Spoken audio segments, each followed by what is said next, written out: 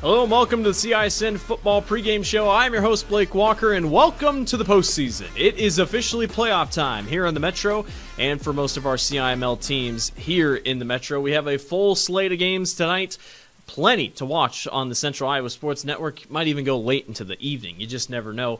We're going to talk about the players to watch for each team in the postseason this year, coach interviews, and much, much more. Let's jump right into your player to watch. One player to watch for each playoff team here in Class 5A.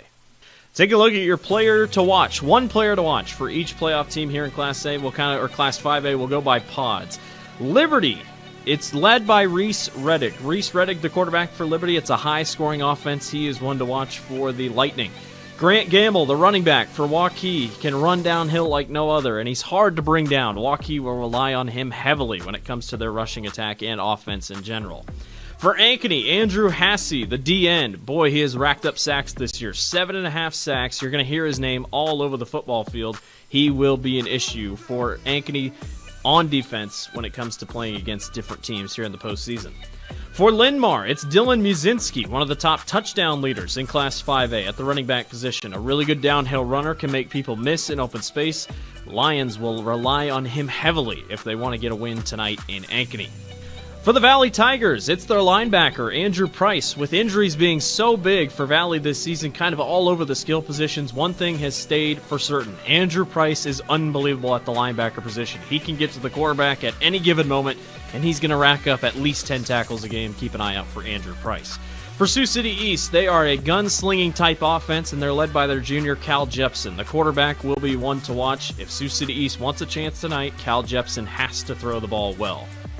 For the Johnston Dragons, it's been and has been for the last couple of years, it's Will Nuss, the quarterback. If he's good, Johnston is good. If he has an off night, Johnston struggles.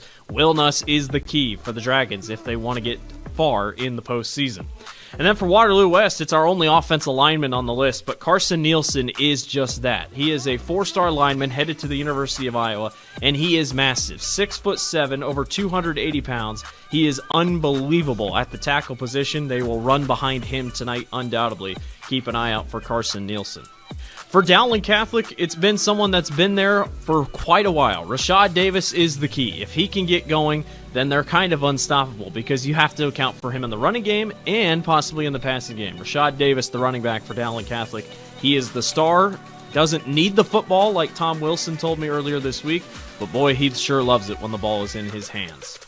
For Ankeny Centennial, Braden Jackson is a big one to watch. He is going to be high-flying. He has been unbelievable all year, runs like a college running back. Braden Jackson will be a phenomenal threat for Ankeny Centennial tonight. For the Cedar Falls Tigers, Devarian Clark is just like Braden Jackson. He is very, very strong. He can run downhill, looks like a college tailback, but the biggest thing about him is that he's not hurt, and that is a huge deal for Cedar Falls. He's dealt with injuries all year. Clark will be one to watch. And then for Iowa City High, who takes on Centennial tonight, it's Bobby Bacon, the quarterback. He has led them through hell and high water this year for sure. It's been one of those seasons where one-point games have been aplenty, and Bobby Bacon has continued to show it out. Watch out for Bobby Bacon to sizzle a couple defenses here tonight. For Iowa City West, it's Jack Wallace, the quarterback. Kid can run and he can pass. He is an issue for Iowa City West, along with Mason Woods at the wide receiver position. It's a deadly 1-2 combo. Watch out for Jack Wallace in the Trojans' offense. For Bettendorf, it's their D tackle, Amari Washington, who is the leading tackler on the team. He can get in the backfield. He can disrupt defenses. Bettendorf will rely on him heavily when it comes to the defensive side of the ball. For Pleasant Valley, Elijah Rodney, a running back. He is one to watch. Pleasant Valley has always had great running backs. Elijah Rodney is no different. He's over 1,000 yards on the season. Keep an eye out for Elijah Rodney for PV tonight. Could cause issues for Southeast Polk. And for the Rams, their quarterback has been the one thing that's really been consistent for them, that has been good and led them to their 3 straight state championships. The quarterback's going to have to do it again. Holden Hanson, the senior, has had great games. He's had a couple of games where he's been down. We don't know who he's going to throw to tonight with Sam Zelenovich possibly being injured. But we do know one thing. Holden Hanson is the key for Southeast Polk tonight and through the postseason. We're going to toss it to a quick break, and when we come back, we got some coach interviews and much more. You're watching the CISN Football Pregame Show.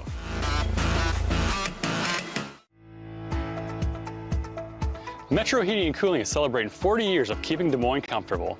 To celebrate, this October we're offering $40 off one of our seasonal maintenance plans or $40 off any repair. Get your home ready for the colder months with expert care and big savings. Whether it's a quick tune-up or a much-needed fix, we've got you covered. So call Metro Heating and Cooling today to celebrate 40 years with $40 off this October. Trust the team that's been keeping you warm since 1984. The deals are hot this month at DeArmond Ford Indianola. New 2024 F-150 XLTs with 3.9% for 60 months, plus up to $8,000 off MSRP. Get $6,000 off or 2.9% for 72 months on new 2024 Expeditions and new 2024 Edge and Escapes, both with 1.9% for 60 months, plus up to $2,075 rebate. No payments for 90 days on all new Fords at DeArmond Ford Indianola.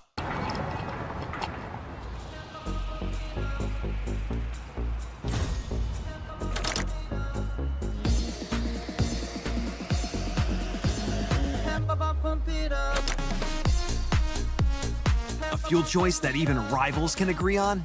Now that's worth the hype. Cheaper, cleaner, and homegrown. Pump it up with unleaded 88.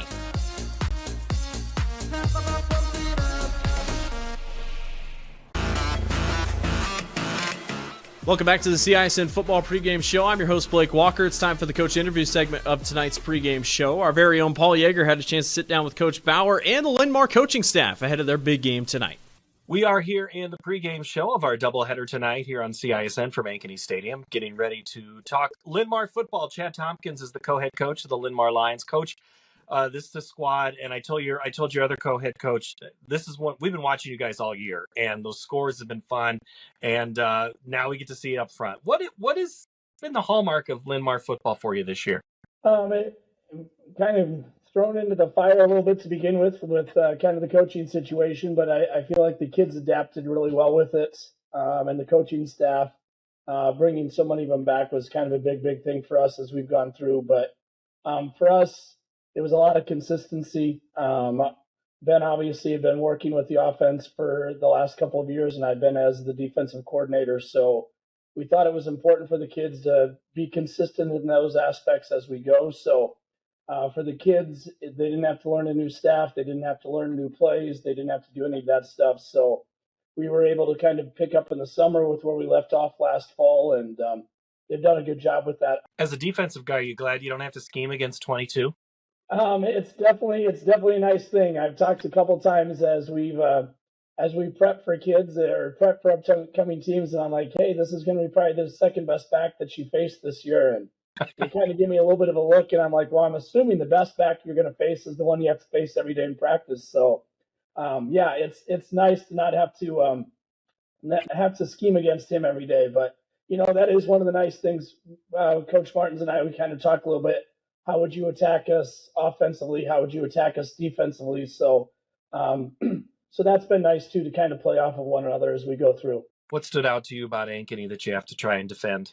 They're obviously big up front. Offensive line is very good. And then they start taking a couple of those kids and moving them back to kind of an offset back a little bit. And really, they're playing up front with 6 offensive linemen.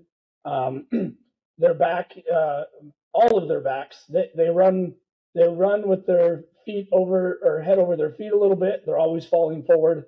You watch them on film, and a bad gain for them is 3 or 4 yards. And, you run the ball 3 times doing that, you're going to get a first down almost every single time. So, and then obviously you've got some athleticism, can steal people out on the perimeter a little bit. Quarterback that can sling it. I mean, they're a well-coached team. They've got a lot of different ways that they can beat you.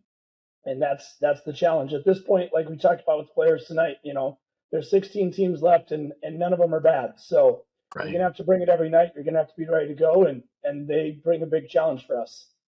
Real quick, what else do you see as a key for your team tonight? I know their defense is going to cause us some problems. They're very, very aggressive, especially with the back 8 that they've got going. And so kind of a ball control game would be a good thing for us. I always joke around with Coach Martins, it's a little bit easier for us to play defense when we're on the sidelines and the offense has the ball. So as much as we can do that, but otherwise, I mean, I think it's going to be 2 evenly matched teams, and and very physical up front, with some skilled people behind that can make some plays. And so I think it's going to be a really exciting game. All right, Chad Tompkins, co-head coach of Linn-Mar. Thank you so much, Coach. Appreciate it. Thank you. All right, this is our pregame show here. It continues on the Central Iowa Sports Network. Pregame of this doubleheader football night. Game 2 is the Ankeny Hawks, and this is the head coach, Jeff Bauer. Coach, let's see. We've had 70-degree weather, rainy weather, windy weather, cold weather, and that's just in the last 72 hours. That adversity, how do you translate those guys to get them to understand this is November football? Yeah, when you grow up in Iowa, you know how fortunate we've been this football season. Yeah. I mean, no one can really complain about the weather this year. Obviously, we got the long sleeves out for the first time probably this week.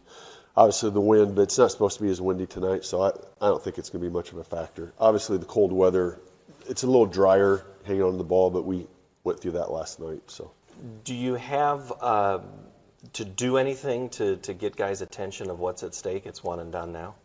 No, we've been through it. That's what it's more like. Hey, just get a confidence level and start executing. And like I said, this week it's been really good. Excited to see what we do tonight. I looked at something you said a couple weeks ago to me, and you said if we can get to the playoffs, we'll all be 0-0. Yes. Congratulations, you're all at 0-0. What does it take tonight in playoff environments that's different than a regular season? I guess maybe a calmness. I mean, you have obviously urgency about you, but you don't want to be tight. And I think when you've been through what we've been through, obviously this year, like I said, playing almost basically 8 playoff teams. Prairie, in my eyes, is one of the top 16 teams in the state. But I mean, every week we faced it. And I told them how many times we scored against good teams and had good drives and 2-minute drives that we've been successful at. We have a lot of confidence going into tonight about what we can do. Cale Roush was big for you in the game against Wash. You get Luke Anderson back tonight. But that gives you that double option if you get to a certain point. I mean, Luke's been your guy for 2 years, but it also keeps Cale engaged. Definitely. And we're excited that we know we have 2 guys we can go to if something's not working or if someone gets dinged or whatever. We won't hesitate to put Cale in.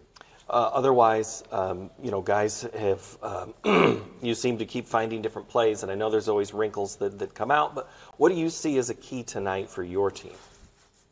I guess it's cliche, but just, tackle, get off blocks, sustain our blocks and hang on to the ball, really. You're playing a running back that might be the best in the state. This dude on tapes pops out. Yes. What is about Dylan that when you just mention, tackle, you almost have to group. This is a group project. Oh, most definitely. We know it's probably the most explosive back, definitely, that we've seen. He's probably not as big as, a couple guys at Dowling and Valley, but he is fast, explosive, really good running back, big plays everywhere. So, yeah, all 11 guys have to be eyes on him, doing your thing. You can't play hero ball. Make sure you're in your gap, because he will cut back and find the empty one if you're not there. And the last thing, playing this doubleheader. Yeah, you got to play a little later, but you get to play at home. What's that mean? Well, obviously, we're excited about playing at home. Probably most likely the last time we'll get to play at home. But it means a lot. It's a great environment. Obviously, it'll be different. We're going to probably warm up on the baseball field first to get some warm up in, not knowing when the first game will be over. But it'll be good. It's like a dome game. You have to warm up somewhere else before you get into the. Yes. It's kind of a good. Try to. Yeah. Try to. It's Jeff Bauer. He's the head coach. We'll talk to him at halftime. We'll talk to you in a little bit. This is our pregame show here on CISN. Once again, I want to take a moment to thank all the coaches who have chatted with us tonight. We appreciate it greatly. Good luck to them this evening. We'll take one more break and be back to go over your entire Class 5A football playoff schedule tonight. We'll be right back. Iowans are working hard, but high prices make it even harder to keep food on the table. Record numbers need help. Your neighbors, your friends, your community. Stopping hunger starts here. Over 1,300 vehicles on WaukeeChevy.com. Schottenkirk Chevy Waukee. If we don't have it, you can build it. Newly expanded service department means we're hiring. See the openings on WaukeeChevy.com. Schottenkirk Chevy Waukee. WaukeeChevy.com. Western lets your UTV power through the storm. The Impact V-Plow and Impact Straight Blade. With the features the pros demand. Custom tailored for your UTV. And to keep your work top-notch, rely on the Tornado UTV Hopper Spreader. Now that's a job well done. Western, more jobs done faster. Visit Truck Equipment Inc. today at truckequipmentinc.com. Getting your car serviced or repaired can be a pain. That's why Westside Auto Pros is committed to making it as painless as possible. If you wish, we'll come get your car at your home or office and return it when it's done. Or you can drop your car off here and we'll shuttle you to where you want to go. When we're finished with your car, we'll come pick you up and bring you back. If your car is going to be here for a few days, we offer low to no cost rentals. So give us a call and say, I can't wait to have my car serviced at Westside Auto Pros. Welcome back to the CISN Football Pregame Show. I'm your host, Blake Walker. It's time to wrap things up before getting you out to the big games tonight. Let's go over your schedule in Class 5A, every playoff game this evening. Your first pod to keep an eye out for, the Liberty Lightning host the Waukee Warriors. Waukee is without their starting quarterback, Beckett Baker. They will go on the road to take on a high-scoring Liberty offense, but they also give up some points. Keep an eye out for Waukee in this one. Could be playing spoiler as the 16 seed. And then Ankeny is taking on Linn-Mar. This game's starting late in the window, 8:30 because of Centennial and Iowa City High playing.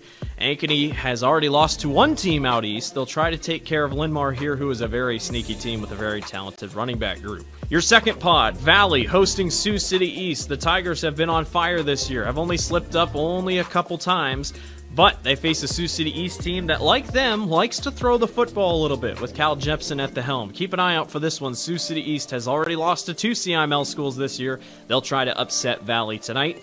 And the winner of that game will take on the winner of Johnston versus Waterloo West. The Dragons are having a phenomenal year, have really been sneaky good with Will Nuss at quarterback, a very talented running game, and a defense that has been lights out. They take on a Waterloo West team who has had a weird season, but have beaten the teams they needed to beat to get to the postseason.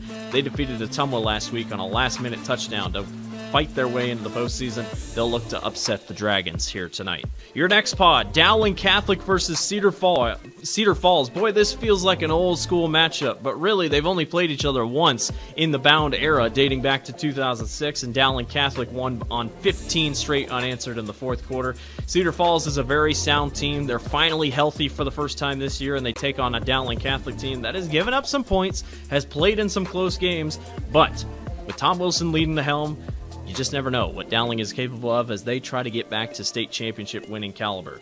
And then the team that they'll play if they win, Centennial taking on Iowa City High. An early game here, a 5:30 kickoff. Centennial, really good this year, really good in the running attack, but have lost the two close games that they've been a part of, and they face a Iowa City High team who has also been a part of some very close games. Iowa City High led by Bobby Bacon. Boy, they are a tough test when they come out from out east. Keep an eye out for this one. Should be a good one between the Jags and the Little Hawks. And finally, number 3 seeded Bettendorf takes on number 14 seeded Iowa City West. Bettendorf coming off their first loss of the season last week to Iowa City High.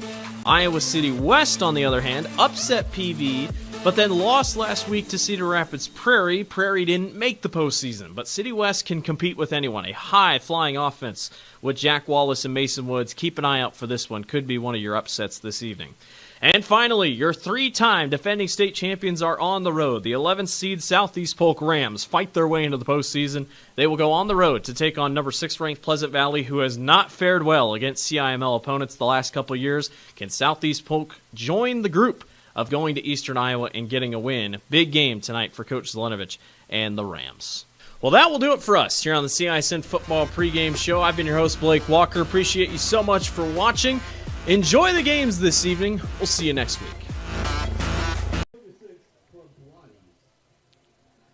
It is the Iowa High School Athletic Union State Football Playoffs, week number 1, game number 2 tonight. It's the Linn-Mar Lions and the Ankeny Hawks from Ankeny Stadium in this Class 5A quarterfinal matchup. It's going to be a good one. It's 7-2 Linn-Mar and 5-4 Ankeny Hawks. Here come the Linn-Mar Lions from Eastern Iowa. They're from the Marion area in Linn County. They are coming in after a loss last week to Pleasant Valley. But before that, they had won 4 straight. The Ankeny Hawks get ready to take the field, and they have won 4 of 5, including last week, a 56-0 win at Cedar Rapids Wash. But Tim Halber, it's that 13-10 game against Valley that stands out for Hawks, unless tonight script is different. No, that was kind of the turn that they had. They needed to have that win to kind of get back in the running here. They're 5-4. They didn't back in. We always thought they were a playoff quality team. We saw them at the beginning of the season, but they have now come to this point here of hosting a first-round home game here in Ankeny. Tonight it is Ankeny coming into this contest. They're the home team. They're the second home team to play tonight. They're making their way to the field now in their gold jerseys. They've been here for quite some time. They've already had a warm-up on the Northview baseball diamond. They've already kind of lathered up, if we will. We made it all the way through game 1 before we got to a tip. But they are coming out tonight. This is a contest 5-4. But to host a playoff game against a team with a better seed, Coach Bauer talked about it over and over again this year. Their schedule was brutal. But the question becomes, Tim, does that get them ready to play here in the postseason? It's all how you're playing at the end of the season. They came down the stretch and playing, quite well. They're putting it together. I think they've had some injuries throughout the year, but they've gone through a lot of perseverance. Even at playing the same game over 2 different nights last weekend, over in Cedar Rapids, but coming here at this point, and they are deserving, even as a 5-4 team, they are deserving of a home seed. The Ankeny Hawks tonight, let's talk about, look at their record, 5-4. They're averaging about 23 points a contest. Rushing, 360. They don't have the advantage against Linn-Mar in this, or a little bit in points allowed, but let's look at their key player, and it's Caden Hankus. He's a guy, and Daniel Larmy, both of these guys are really big. Caden, though, 447 rushing yards, 4 touchdowns. What do they need out of Caden Hankus? Keep searching the ball. The coach talked about, for Linn-Mar, that these guys, when they run, every time they get tackled, they seem to fall ahead for 1 or 2 more yards. Keep pushing the ball. They run 2 different speeds. Hankus is a very good receiver out of the backfield. Stretch that defense of Linn-Mar, make them challenge and make them make tackles. They're going in for the coin toss right now. We'll update you how it comes out, but one of the guys there is number 22, Dylan Mazinski. We're going to say his name a lot tonight. This guy, 178 rushes on the season, 1,422 yards, 22 touchdowns.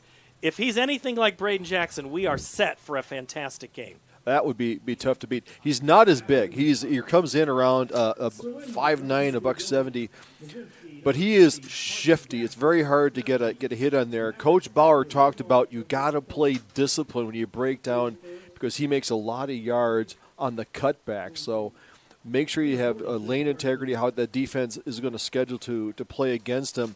As you said, don't be a hero on defense. Go out there and make the tackle. Linn-Mar won the toss, and they deferred, and they're going to kick from the south. Austin Oliver is the 3rd member of our crew. We'll talk to Emma Eckhart later tonight, but Austin, it's still windy. Right now it's 48 degrees, wind out of the east-southeast at 8 miles an hour.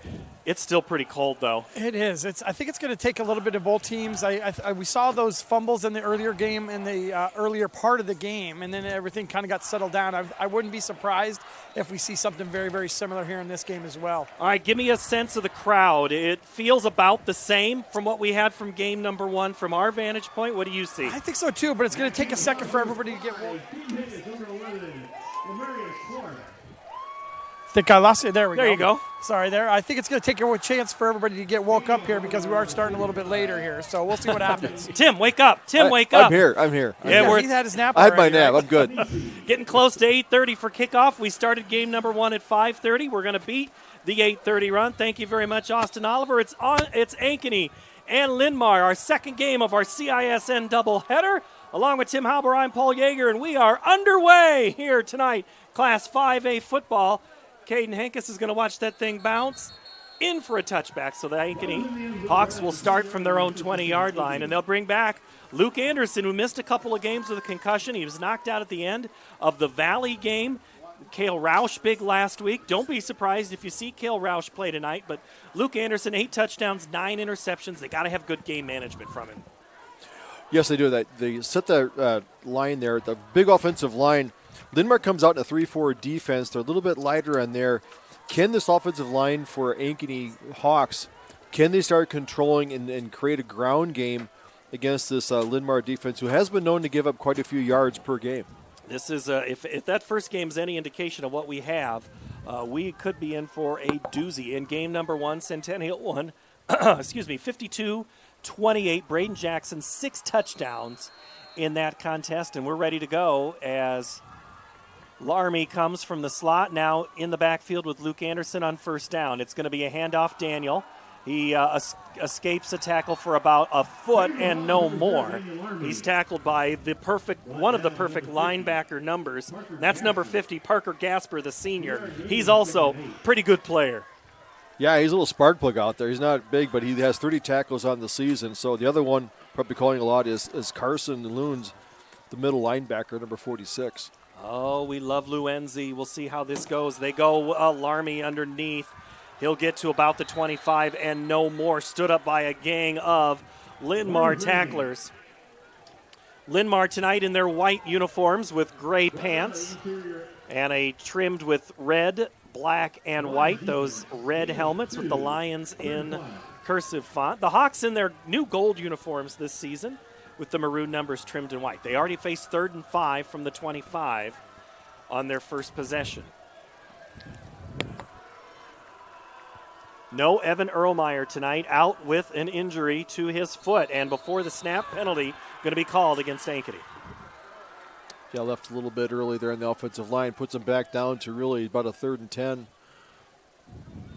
A little bit of that pregame jitters you get out there. You've been watching from the sideline, watching during warm-ups. Started burning a lot of nervous energy waiting for this game to kick off. When you're normally kicking off at 7, now it's almost 8:30 before they start the game tonight. Well, we heard Austin Oliver say in the end of that first game, he had a chance to talk to Andrew Haase. He's like, dude, we just want to play. Well, now his team is facing a 3rd and 10 from their own 20 on their opening possession of this contest. Anderson to throw. 3-step drop, throws far sideline, caught and incomplete, in and out of the hands of his intended receiver, Owen Fisher. And it'll be a punting situation, 3 and out for the Linn-Mar defense. Yeah, exactly what Linn-Mar wanted to do is put them in a 3 and out, get the ball there. Ryan Harrington will come in to punt. Should get good field position here. The punt returners lined up at their own 45. Back deep for Linn-Mar is Brody Pata. That punt is a low liner, end over end, kind of flutters, goes over Pata's head, and then takes a Linn-Mar bounce where it's caught in the air by a leaping Gavin Wise, downed at the 41-yard line.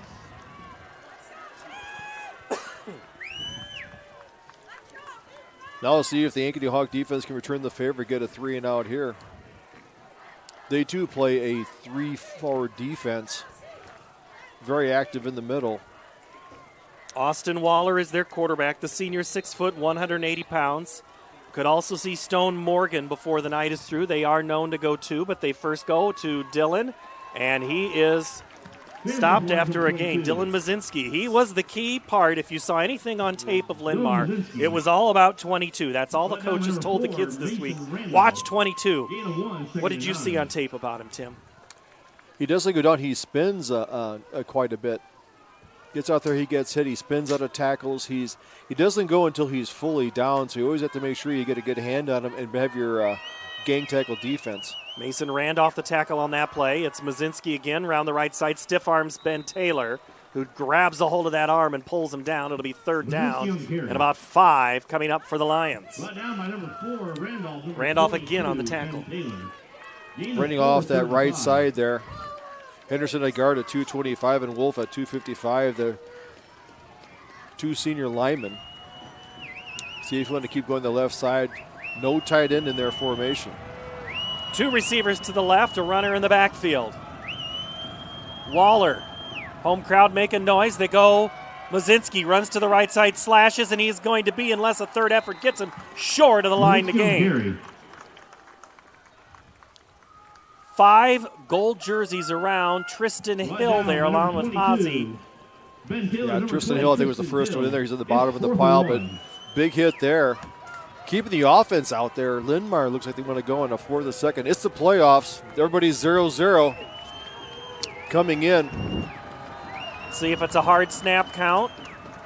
Waller under center keeps it and gets 4 yards. In fact, he gets even more. He gets all the way. He got across the 50 to the 44-yard line. Gain of 7 on the play on a quarterback sneak on 4th and 1. Yep. Nice job there. Nice push. They didn't even have to push him. No, Max Hummer, 265-pound center, did a nice job. They just kind of create a wedge there. He found the yards. We've seen it before. You key on one guy, and then another runner comes in and makes it difficult. They go Mazinski, right side, steps into the pile, and he stood up Dawson Whittaker. Ball comes out at the end of the play. Ankeny says they have it, but the officials say the ball is down. It'll be 2nd down. Runners called down on Big contact. recovery there, at least coming up with the football, is Aiden Holven Rice. Number 99, Carson Bernholtz. Whittaker, the first person in there, linebacker, made him change direction. Only gained 1 to 2 yards. Karsten Bernholtz also in on that tackle. I formation, they go to the fullback, and that's going to be full of gold jerseys. Tyree Allen stood up, didn't even make it back to the line. Easy Pinks sit there and fill that hole wonderfully with that going through there. So Tyrese. Gain of 2, 3rd and 7. Ozzie also there. Now it's 3rd and long. 3rd and 7 from the 41. Ava Paoli, please go to the ticket booth. Waller rolls out to throw the football. Steps in front, throws. Incomplete. Pass falls short for Landon Sorg. Incomplete, 4th down. And now, let's see what Linn-Mar does on the Ankeny side of the field. They might still do 4 downs here. Waller's still in there.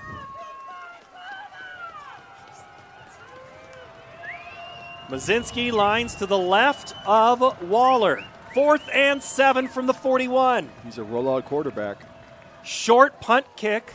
Pooch. 5, 4, and into the end zone for a touchback. Good play call there on the Pooch kick. So Ankeny will get the ball to start their 2nd possession from their own 20-yard line. All right, Austin Oliver, if I go to you maybe more, will that help keep you warmer? What was that? If we go to you more, will that help keep you warm? It might. We were just commenting ourselves. It seems to have warmed up. It's a slight bit. I think that wind, it just isn't as sharp as it was in that first game. I mean, those flags are still blowing right there, but we don't feel very much of the wind down here. So I think it's actually lightened up a little bit down here. So. Well, Austin, I'm not trying to be a smarty, but it's only going to get about 2 to 4 degrees colder as the night goes on. Well, we could be numb as well. Oh, so that could be it as well, so we're just not realizing how cold it is. So. Hankis goes in motion. They go Larmy underneath, and Daniel Larmy has all the room in the world. He's across midfield. It's a foot race. 40, 30, 20, 10. Daniel Larmy dives into the end zone. Touchdown! Ankeny Hawks, 80 yards. Doing his Braden Jackson imitation, taking it from the 20-yard line down the right side of the field. It was a foot race. Moved the ball to his other running end of the outside hand. And just held him off for the touchdown. That's the one where you get to the end zone and go, I can't make it. Oh, Daniel Larmy. Anything Braden Jackson can do, I'm going to try to do the same. He only has about 300 yards to go. Yeah, Harrington on to attempt the extra point for the Hawks. Kick is up and good. Ankeny 7, Linn-Mar 0. You're watching playoff football on Central Iowa Sports Network.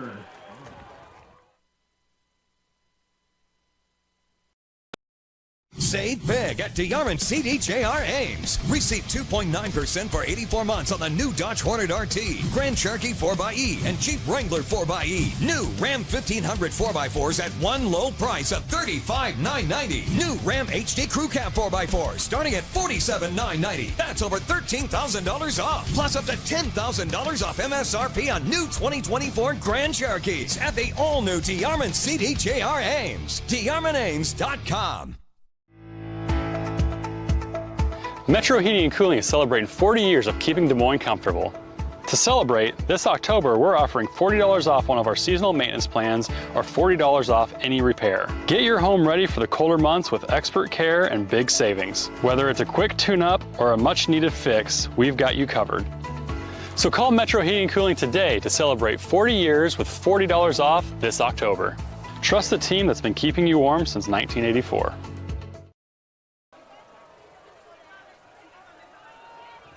Ryan Harrington kicks off after the touchdown, and Linn-Mar is trying to do their own impersonation, and it's a great return up to the 35-yard line for Linn-Mar's Alex Thurm before he's brought down by Ankeny's Carter Kohara on the special teams play.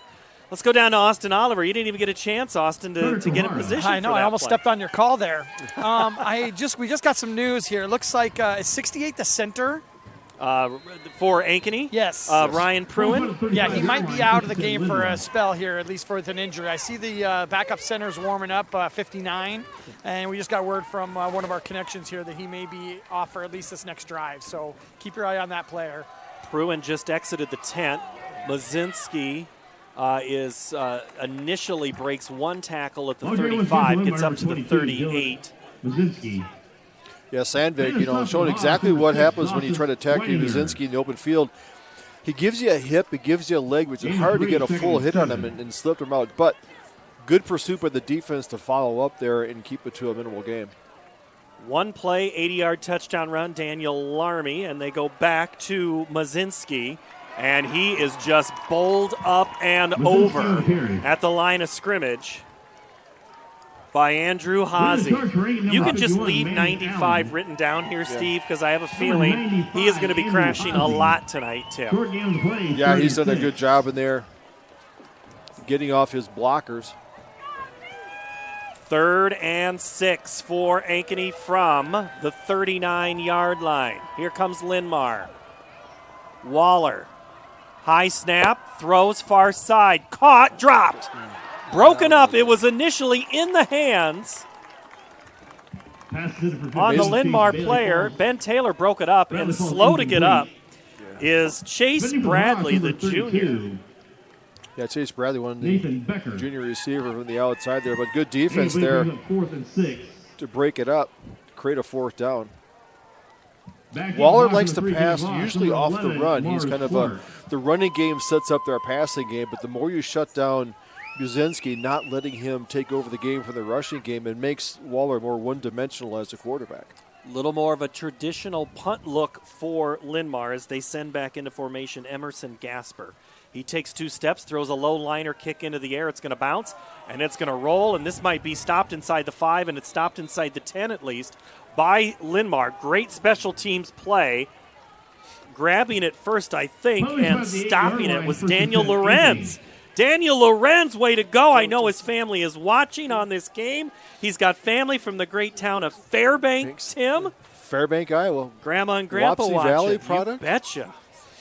Back from our old conference days, Wapsie Valley Warriors. And I have a text from his mother saying that she was watching, so super excited there.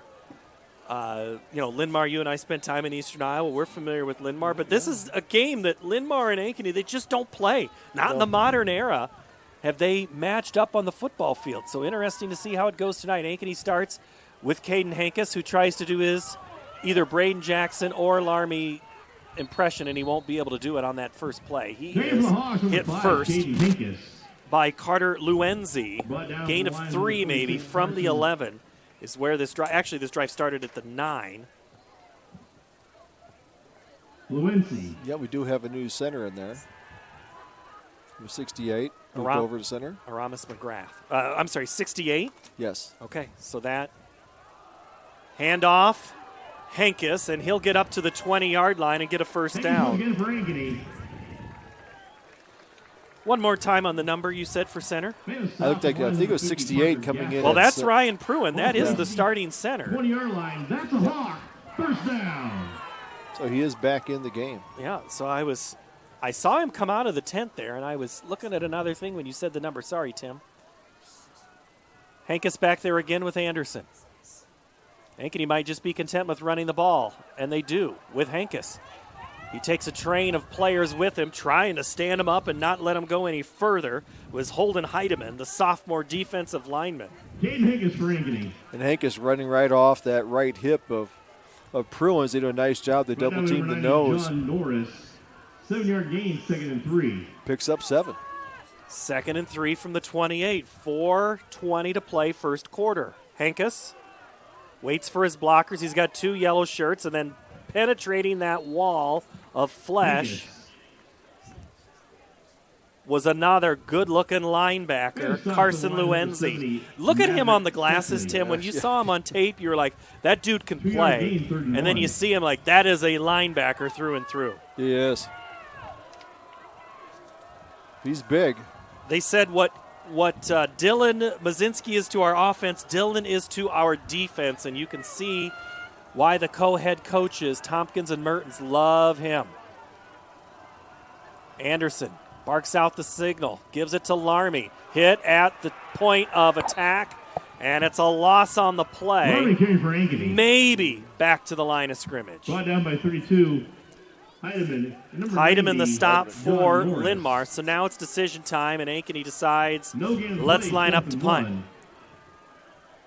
Yeah, Heidemann, only a sophomore, playing defensive tackle, made a big play there. So first punt of the night, second punt of the night for the Ankeny Hawks. Back heat number 8. Brody Pataz. Harrington into punt for the second time tonight. He rolls to the right, takes a couple of steps, gets it up high, end over end. This is a golf shot. It's going to bounce, but unfortunately for Ankeny, it bounced out of bounds first, then went down the field. No return for Brody Pata. And Linn-Mar will have their third offensive possession coming up here at the 2:50 mark. 7-0 Ankeny, our score first quarter from Ankeny Stadium. Game number 2 of the night. We've been here at 10 o'clock before, 10:30. Yes, we've been through a few. Sometimes our first game has been an overtime game, staying late. Well, I was thinking about that. That's kind of what I was setting you up for. Dowling and Centennial. If Dowling can hold on and win, which they're in charge right now. Waller, Mazinski. Handoff, breaks to about the 42-yard line. Man, he just keeps getting yard after yard on that play. For the Hawks, it'll be 2nd down. Number 95, Andrew Hazy, gain of 6, 2nd and 4. PA gives it to Hazy. I kind of wanted to say that was a tackle by Easy Pinks, but yeah. Waller under center. Mazinski.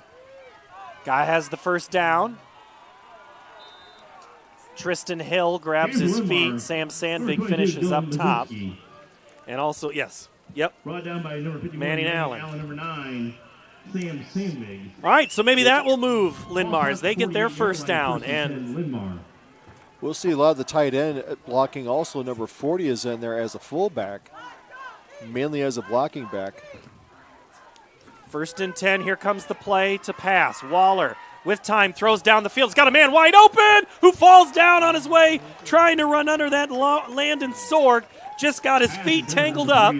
He had a beat on the defender. If that ball had just a tiny bit more air, I think Sorg runs under it and into the end zone, incomplete. 2nd and 10. Yeah, we see Waller prefers to roll it to his left side. The turnaround gets set up. But Landon Sorg had gone down the middle, running a post pattern. He had a step on the defensive back, but just couldn't quite connect. So it brings up a 2nd and 10. From the 48 for Linn-Mar. They're on the south side of the field trying to go to the north end zone. Waller in the gun. Receiver in slot to his left. Now he sends his fullback in motion to his left side. Look for him to go back right on this play. Before the snap whistle. And I think they ran out of time on the play clock. Coaches hate that on the 2nd down, so it makes it 2nd and 15. It makes it a lot more. You have to pick up 15 yards in 2 plays. Delayed game. Off. 5-yard penalty. Still 2nd down. All right, I'm going to go back to something I just didn't finish my thought. Centennial wins tonight. They will play the winner of Dowling Cedar Falls. If it is Dowling, which it looks like it is right now, 38-14, they're in the 3rd quarter. That would be a rematch of the regular season game that went to triple overtime. Mazinski takes the handoff, makes a nice cutback. Boy, he made a lot out of that play that didn't look like anything. That triple overtime game changed a lot of things. It put us on notice about what the overtime rules were. Right. Coach Pizzetti talks about, hey, it took us to blow a 21-point lead, fumble it 3 times, or turn the ball over 3 times, and play 3 overtimes, and we still almost beat Dowling. That would be a good one next week. Waller takes the snap, rolls out near side, throws off his back foot, caught at the 38-yard line by Linn-Mar. That's Landon Sorg. That's his favorite target. He's got 27 catches on the year, 433 yards. Ball past the Ankeny 35-yard line, 1st and 10. Finding some opening there. Defense always checking first to see if Muzinski has the ball. If not, looking for the receivers. Freezes the defense a little bit. Lyman can't just run upfield. Looking for the running back. I formation. They go Muzinski, right tackle. He's got a blocker. Then he's ripped down right away. Lamarius Clark, but you can call him Mars. Clark, number 95, Andrew Hazen. Nice job there. What gets unsaid, that Easy Pace comes in there, takes on the block, which you're supposed to do. The coach talked about knowing your assignments and what you're supposed to do on defense and trust your teammate to do their gap responsibilities. That's how you keep in check a very good running back. 2nd and 9 from the 34. Linn-Mar has a nice little drive going here. They go to the fullback, who's going to roll. He's still on his feet inside the 20-yard line. Pretty good run, Tyree Allens. Wow, bowls over everybody. For a first down, Sam Sandvig and Mason Randolph finally bring him down. Could be his biggest run of the year because he has 36 carries for 83 yards. That's about 3 yards a carry. He got a lot more than 3 yards on that last play. Sandvik's thinking, hey, I tackled Demarius Mason. I didn't think I had to tackle a guy like that again for Valley. Muzinski stood up first by Whittinger and then dropped back. Manning Allen's there. Dawson Whittinger says, I have the ball, but it doesn't matter. 3-yard gain of play, 2nd and 7. Whittinger comes on old as a sophomore. He's 63.5 tackles on the year. That is the end of the first quarter. 7-0 Ankeny with the lead. You're watching playoff football from CISN. To everyone making time for life's best moments, let us celebrate with you. In Wisconsin, we love celebrating together. Big days or any other day. So much. From hot and juicy to ooey gooey to oh my word. Oh my word. Cougars! Serving you a handcrafted meal that makes today a little bit more special. That's what fills us up inside. From Wisconsin with love. Welcome to Delicious. Yeah.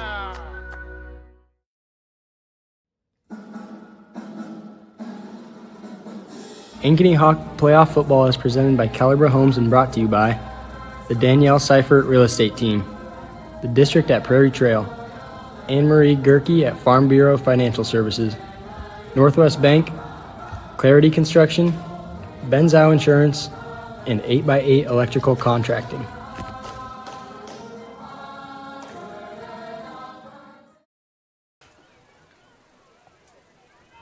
Big 19-yard run by Tyree Allens has put Linn-Mar on the go. They have the ball at the 13-yard line as we begin quarter number 2 from Ankeny Stadium. Tim Halber, Paul Yeager, Austin Oliver, Emma Eckhart with us tonight. Our second game of our doubleheader. And this one's shaping up to be a good one. Waller under center, toss to Muzinski left side. He's got a head speed and he gets inside the 10. Muzinski on the carry. That is probably a play they want to go to again, Tim. Toss sweep left or right. Let him get 3 steps forward, and he is nearly impossible to bring down. Yeah, runs it to the power formation, which is behind the tight ends out there. Also, they bring up Tyree Allens in a fullback position, so he just picks where the hole is going to be and cuts it up. He does a very good job of planting that outside foot and making that sharp cut and picking up speed. First and goal from the 5. They go Waller, the quarterback. He's hit after about a yard gain. Tristan Hill, Nathan Becker, Andrew Hazy there. Man of start number 95. Quick look at first half stats. Ankeny 107 yards rushing, total 107 yards offense, 0 yards passing in that first half. Linn-Mar 15 yards passing, 74 rushing, total of 89. The more important part of the stat sheet is the scoreboard. Right now it says Ankeny 7, Linn-Mar 0. Linn-Mar on the door, 2nd and goal from the 3. Waller again, keeper, dives in, pushes in the scrum. He is short of the end zone, but not by much. By about a foot. If I can judge the line judge on our side of the field.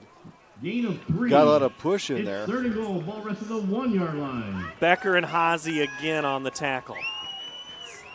This is where you don't want your offensive line to jump. You got down this close. Probably see him wedge it in. Yes, I think he's going to go with the sneak. I think he is too. They go up the middle, and that's a quarterback sneak and a quarterback touchdown. Austin Waller. Quarterback number 11, Austin See that very typical there. He took it there behind the center. The left tackle comes around behind him and basically pushes the pile into the end zone. We'll see that here. They see I think it's the tackle or the guard pulls around and in the end zone. So possible tie game. Into the point after number 41. Bradley Duncan Porter. Number 41 is Bradley Duncan Porter. On the season, he's 34 of 39 and make it 35 of 40 on point after attempts. We're tied at 7 here at Ankeny.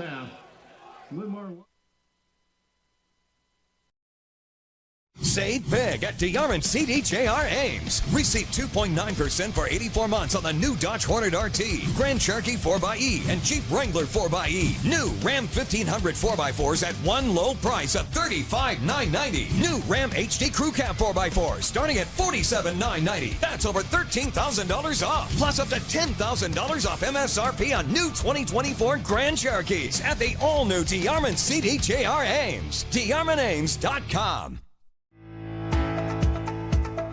Metro Heating and Cooling is celebrating 40 years of keeping Des Moines comfortable.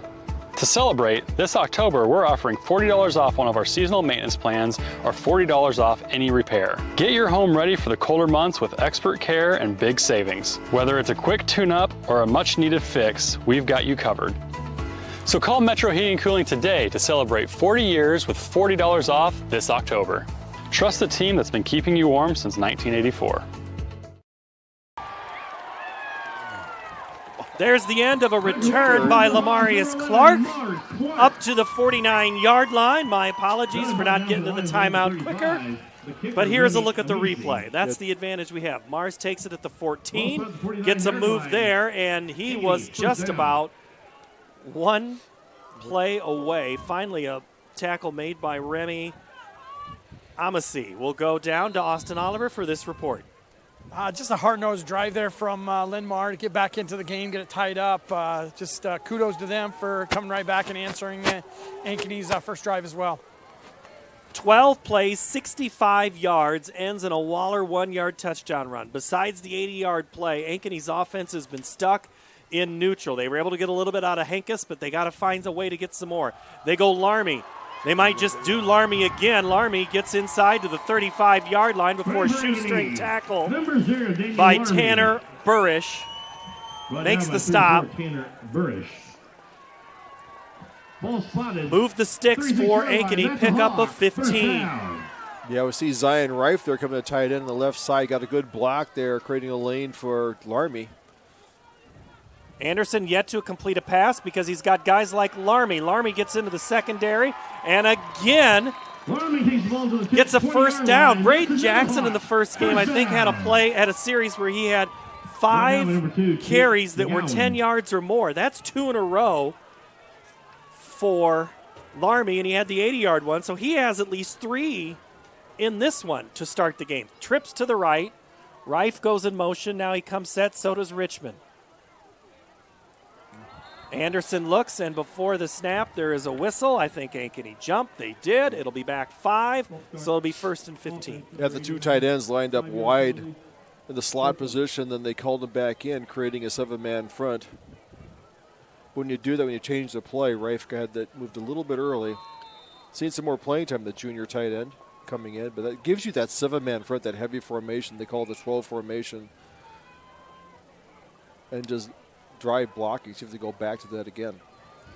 Richmond had been hurt for a couple of games, and so that gave Reif an opportunity. He had a big fumble against Liberty earlier in the season. Larmy gets through into the linebacker, still on his feet, somehow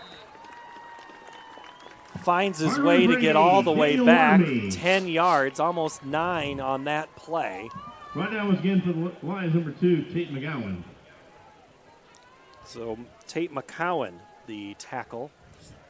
Finding a little more tempo here on the offense. Let's see if Anderson throws it. They're going to go back with Larmy. Daniel gets into the linebacking core, and he stood up right by the big Carson Luenzi. Think about Luenzi is he's the guy that does everything right. He diagnoses the play. But here's the part that really, to me, makes him stand out. Coaches say he asks questions. He's asking questions coaches don't even ask.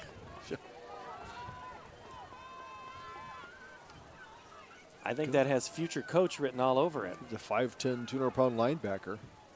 Bunch formation to the right. Anderson to throw. Back screen, tipped, caught by Henkes. That's going to be a penalty, maybe. Henkes dives for the pylon. He's out at the one. No laundry. No laundry? No, I think the linemen were not downfield. I think that screen pass there, Henkes went up there like he's taking a rebound in basketball. Goes, I'll take it from here, guys. Didn't even pick up any blockers. Did a lot of it on himself. Got the first down. First and goal to 2. Henkes stays in. Anderson. Handoff. Henkes left side. He's wrapped up. Spins his way down at the 1-inch line. That's it. Henkes on the carry. I think, did he hand the ball back from the end zone to the referee? I think that's what the fans underneath us are saying. We'll see you there. 2nd and goal. But here's the thing, Tim. That clock is moving. Oh, yes, heavy formation. Anderson gets help. I think he lost the ball. Did he lose the ball? They say touchdown. Ankeny, 1-yard touchdown run. Henkes has the ball at the 1-yard line, but he must have crossed it before he punched it back. Official signals touchdown. I'm not, if we had an up-top view of that, I'd like to see that one again because I don't think Luke Anderson had that. Because Dorfler came in behind the quarterback and pushed. The ball sneaks out. You see Henkes come in behind it. The ball sneaks back in his legs. Yep. And there he is. Well, Austin, you're going to have a good report here when we come back to you because that was right in front of you as Harrington's on to attempt the extra point. Kick is up and good. 14-7, Ankeny with the lead. Harrington's kick is good at 7:39.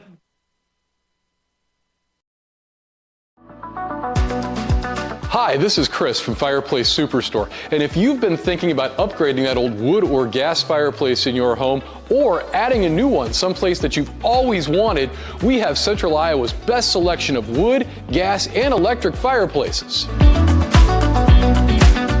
So if you've always wanted to add some warmth and beauty along with value to your home, come see us at Fireplace Superstore today. 10820 Douglas in Urbandale.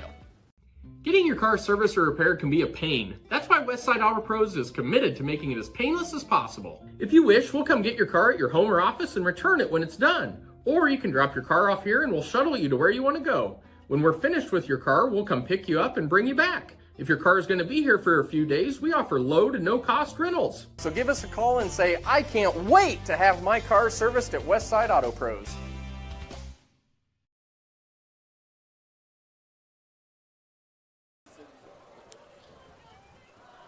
Ankeny with a different kickoff formation.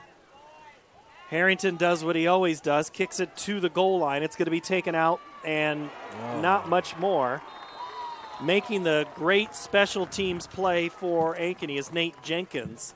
Kick taken by number 16, Polniak. As Kate Polniak doesn't return it very far. All right, Austin, we watched the replay again here a couple of times. What did you see on that touchdown? Well, we thought it got across the line, but we did see that ball pop up and saw Henkes covered in the backside there. But The referee called it very, very quickly on that far side, so maybe he had a better look or coming right down the line. So we're going to trust him on that one. All right, what do you see so far? Anything else football-wise that we should be watching? I tell you what, another kick right down to that 1 yard line. I'm super impressed with the kickers tonight on the kickoffs here. They're putting it right at that last little spot that they can. Well, one more thing before I let you go. Give us the take from the field level of Mazinski in his play. Well, we were walking back, and Emma's 5'10", and I don't know what the height is on him, but he's a little dude. 3 yard gain. He's quick, he's fast, he moves around, but I'm guessing it's kind of similar to some of those other running backs that are just a little bit smaller. They may kind of get lost behind that big line. All right, thanks, Austin. 2nd and 7 from the 23. Toss to Mazinski. Cuts and changes pace. Now he comes out flowing. He is going to be thrown down. Tristan Hill, the violent throwdown. Making a stop for the Hawks, number 20, Tristan Hill. And they stop the play. There is a penalty flag back at the 18-yard line. That was blown up in the backfield. I think it might be on 80. The tight end might have got his hands on a blocker there and pushed him to the ground. Yep. It is. So do you decline that? I think you decline that, don't you? If it brings up 3rd down, where's the mark? 3rd and 7. Make it 3rd and 11. It'd be a 4-yard loss on the play. Offense number 88. If you take, they're going to go to 3rd down. Good call, boys. Way to go. This season, Linn-Mar beat Dubuque Senior 50-0. Cedar Rapids, Washington 41-10. Cedar Rapids, Kennedy 21-7. Then they lost to Bettendorf 27-24 before ticking off wins against Cedar Falls, Muscatine, Davenport West, and City High. Here they trail 14-7. Waller looks left. Now he has to run for his life. Throws. Caught. But was he in bounds? He was. He was, but he's about 2 yards short there coming back for the ball. At the 29. Covering for the Hawks, number 3, Kinnick Voss. Sorg and then Voss there. Hadn't said Kinnick's name yet tonight. 4th and 1. 4th and 1. You're Linn-Mar. You're going for it, right? Bringing the quarterback back in. He had done a pooch punt before. We may see him try the quarterback sneak. Wide sides to our side. He's empty backfield. Linn-Mar's had really good luck running that quarterback sneak. They're going it again, and I think he's going to get it. I think Waller's going to get it. Easy Pinks was there. Yep, the official put his right foot down. Yeah, no, his left foot, right foot. Yep, that's a first down. Left foot, right foot, left foot, right foot. He is right on the line. Yep, it's a first down by about a half a football.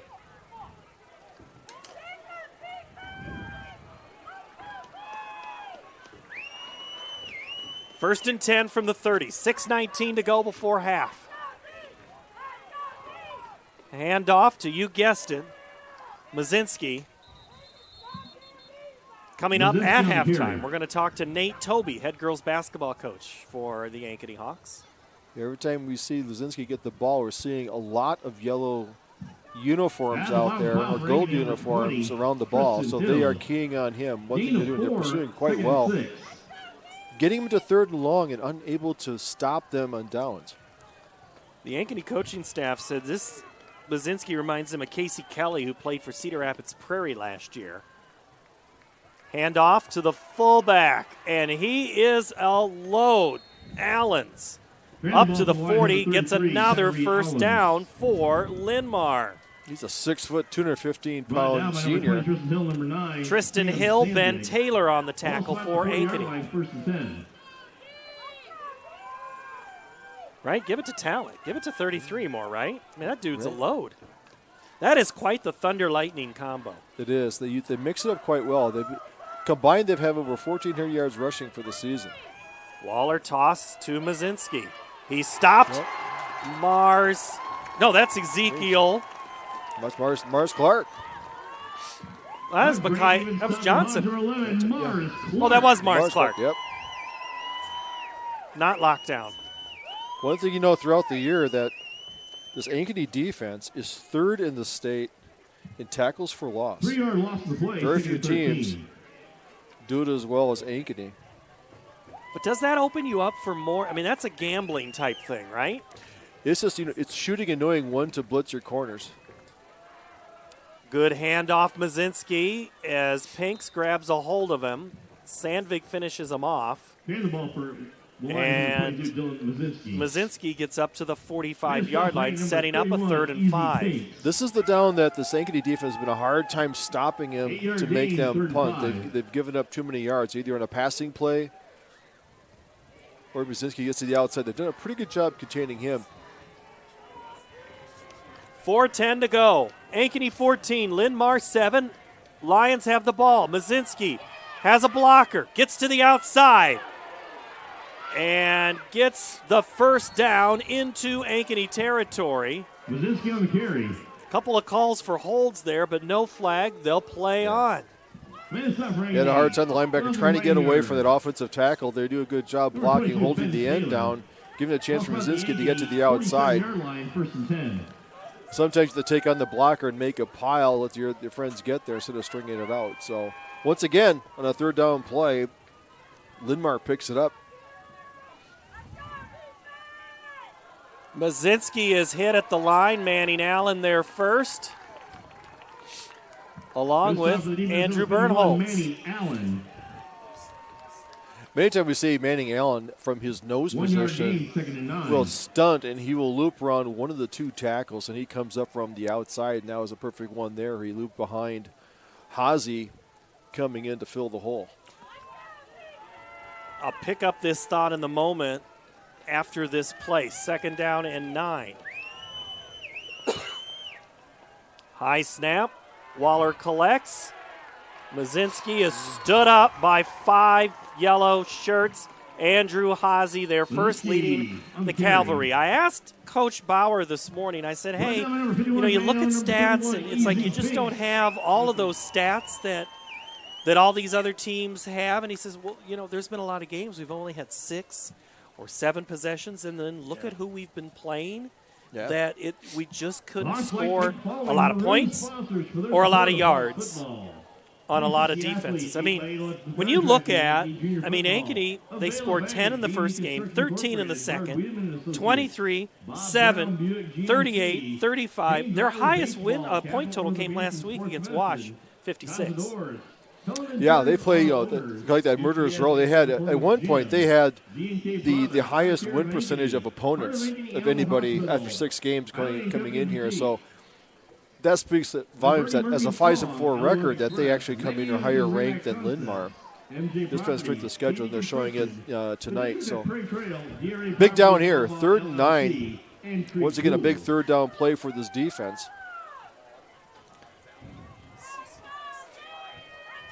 If it's a pass play, generally Waller has liked to roll to his left to find something. That's where he's got 2 wides on that side of the field. 3rd and 9 for Linn-Mar. I have a score update for you after this play. Waller to throw on 3rd down. Has time. Has a man wide open far side. Caught at the 10 and out of bounds. Oh, my goodness. Getting behind the defense, Landon Sorg. Huge play on 3rd down. Here's the replay. I think the defense a little surprised on the arm that Austin Waller, he went back there and he threw it downfield to the far side of the field. On the wide open, with 2:45 left to go. We have another good game going on at Valley Stadium. Valley and East are tied at 28, 5 1/4 left to go in that contest. Here it's 14-7, but Linn-Mar's rolling and now scoring. They're a point away from tying it. It's a touchdown pass for Linn-Mar. Chase Bradley on the 10-yard strike. Yeah, Chase Bradley did a square out there, got in front of the defensive back there, right on the end zone. Good pass. Good catch there. Waller rolling out. Quick, easy touchdown. It'll attempt the point after number 41, Bradley Duncan Porter.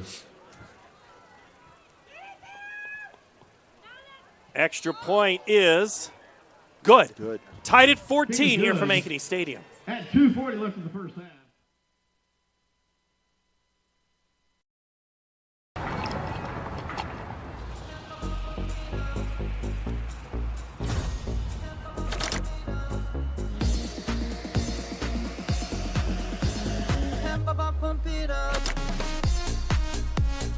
A fuel choice that even rivals can agree on? Now that's worth the hype. Cheaper, cleaner, and homegrown. Pump it up with unleaded 88.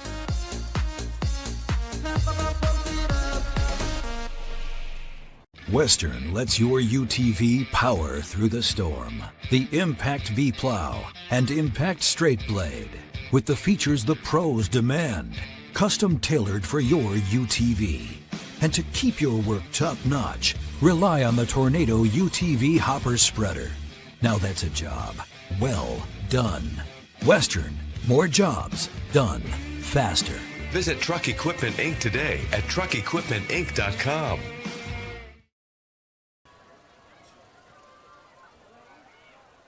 Linn-Mar runs that kick out of bounds. That'll be a penalty flag. So Ankeny's going to get good field position with 2 minutes and 40 seconds and 2 timeouts here before half. Austin Oliver's down on our sidelines.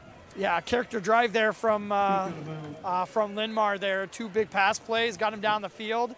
That quarterback can really sling the ball. I talking about 22 as well. Reminds me of Jackson from Iowa State a little bit. You know, kind of that smaller back there, but has been a really hard person for the Hawks to get down to the ground. All right, Austin, thank you. Linn-Mar's 13-play, 80-yard drive ends in a Bradley 10-yard touchdown catch. We are tied at 14. Ankeny moves the ball to the right hash. They go to work at the 35-yard line. 1st and 10, 2 minutes, 40 seconds to go in this half. It's been a lot of running, very little passing. 1 for 2 passing for the Hawks here in this first half. Let's see what happens on this drive in the Brady Walls offense for Ankeny. Ankes goes in motion. He gives it back on the toss forward, and he'll get a couple of yards before brought down by number 50. Parker Gasper. Some of those snaps from the center back to Anderson have come back kind of high, off center a little bit, and Anderson did a good job of grabbing those off to the side and still making a play. Larmy. And he has 3 Linn-Mar Lions take him forward. And the biggest one was Maverick Stapley. Brought down by number 70. 3rd and short. Stapley. Gain of 3, 3rd and 3. See if they do some kind of rollout here. Anderson calls it out. Brandhorst, Hankes, and Fisher out deep. They go Larmy up the middle. He's got the first down, and then he's got a whole lot of turf. Larmy, a foot race to the end zone. 10, 5. Daniel Larmy, 2nd touchdown of the night. This one, 50. Daniel Larmy, 58 yards to go with an 80-yard run. And on the game, 10 carries, 188 yards. And Ankeny again, I don't even know how to describe that kickoff. See if the ball gets onto the 1-yard line. No, it'll go into the end zone. Go to the end zone. Almost to Emma Eckhart and Austin Oliver's location. All right, Austin, what do you know? I have no idea what that kickoff formation is at all. That's just interesting. I don't think I've seen that all year. I haven't seen it. And I don't think it was on the opening kickoff either, so interesting. Alarm, he's just running angry right now. I mean, it's a different style than the running we saw in the game beforehand, which it's all inside. I mean, just powering through that line and just will not be brought down. Amazing night for him as well. Larmy 2 touchdowns. Ankeny leads 21-14. 1 minute, 30 seconds left to play. And Linn-Mar has shown they can have big plays. They go with their big play back, Mazinski, and he's not going to get much further than the Mazinski on the carry. Line of scrimmage. Who's in the middle on the ground? Mr. Haase. Brought down for the Hawks at number 99, Carson Bernhold. That allows the clock to keep running.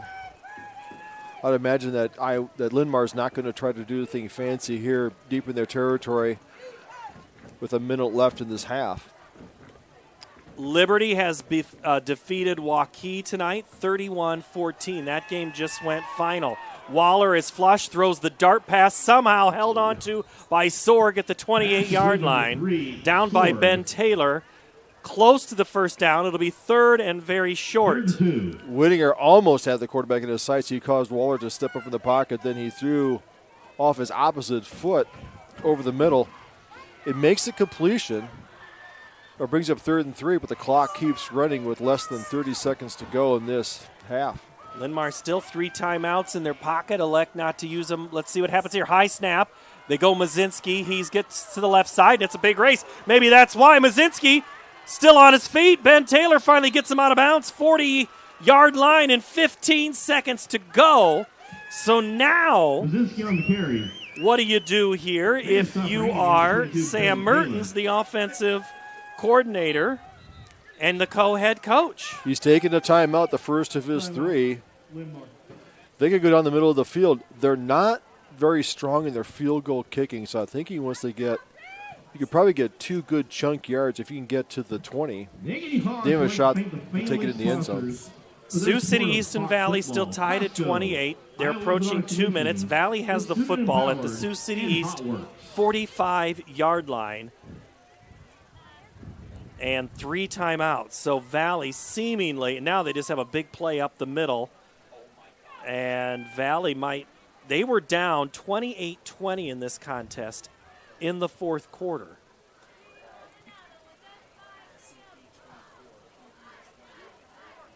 Southeast Polk has defeated Pleasant Valley by 3 points, 24-21.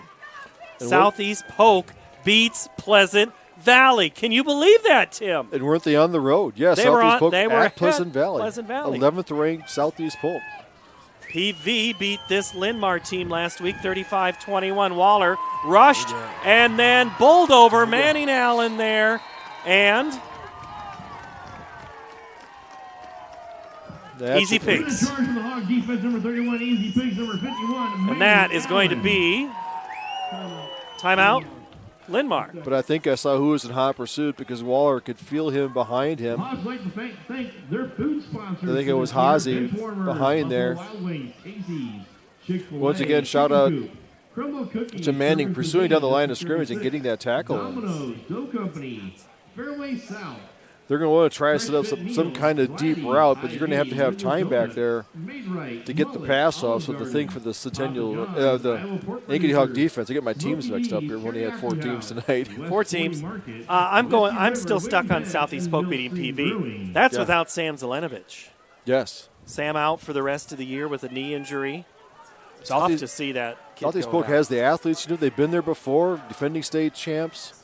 They're not going down without a fight. So what I've heard is there's a lot of faith in that quarterback and how he's been able to just keep leading this team. All right, 2nd 15, 6 seconds left. Could be the final play of the half. Waller's going to run it. He'll get to the 40 and go down. Hope for a penalty and a quick timeout. 1 second left. Quarterback here, Austin. Yeah, he got the 1 second because the quarterback went down on his own. If he would have tried to run to gain,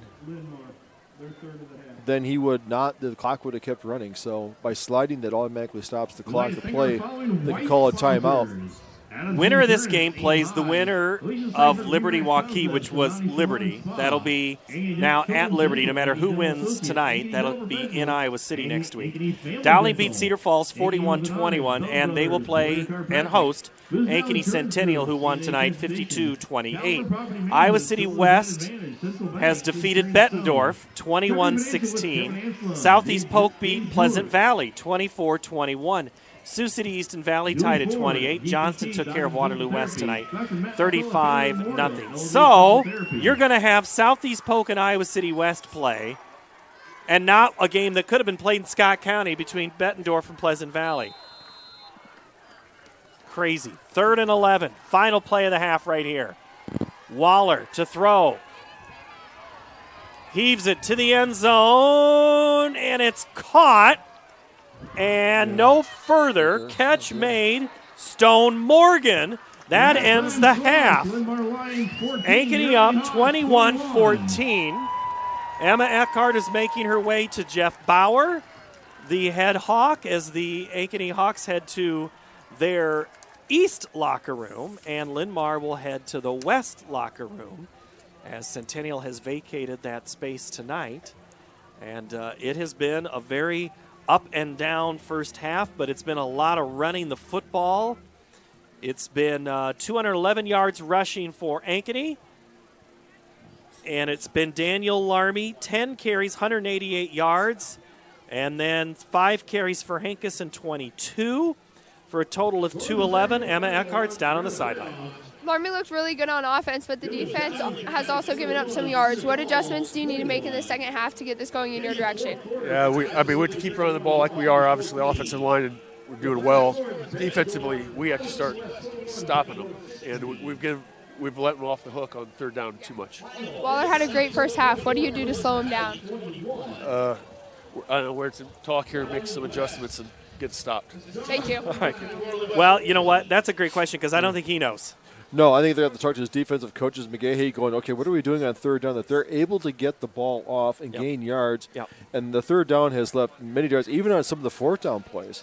Or third down play gives them 4th and 1. They're going to go for it. They're going for broke tonight. Halftime here. Ankeny leads Linn-Mar 21-14. Nate Toby, girls basketball coach for the Ankeny Hawks, is our guest here at halftime. Back in a moment. We have one more half of football to go right after this. That's it.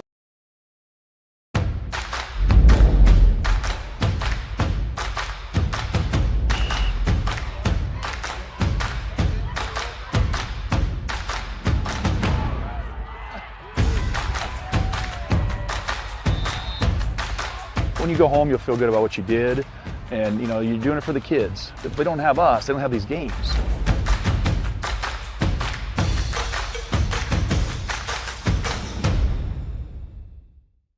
DeArmond CDJR Knoxville with these outstanding offers. New Grand Cherokee 4xe Trailhawk with up to $13,000 off. New Dodge Hornet RT also up to $13,000 off. New Jeep Gladiator Sports receive 14% off MSRP. And new 2024 Ram 1500 Bighorns with over $10,000 off. And we want your trade. Receive $300 to $500 more or we will buy it from you. Incredible savings at DeArmond Automotive Knoxville. Hi, this is Chris from Fireplace Superstore, and if you've been thinking about upgrading that old wood or gas fireplace in your home or adding a new one someplace that you've always wanted, we have Central Iowa's best selection of wood, gas, and electric fireplaces. So if you've always wanted to add some warmth and beauty along with value to your home, come see us at Fireplace Superstore today. 10820 Douglas in Urbandale. Metro Heating and Cooling is celebrating 40 years of keeping Des Moines comfortable. To celebrate, this October we're offering $40 off one of our seasonal maintenance plans or $40 off any repair. Get your home ready for the colder months with expert care and big savings. Whether it's a quick tune-up or a much-needed fix, we've got you covered. So call Metro Heating and Cooling today to celebrate 40 years with $40 off this October. Trust the team that's been keeping you warm since 1984. Getting your car serviced or repaired can be a pain. That's why Westside Auto Pros is committed to making it as painless as possible. If you wish, we'll come get your car at your home or office and return it when it's done. Or you can drop your car off here and we'll shuttle you to where you want to go. When we're finished with your car, we'll come pick you up and bring you back. If your car is going to be here for a few days, we offer low to no cost rentals. So give us a call and say, I can't wait to have my car serviced at Westside Auto Pros.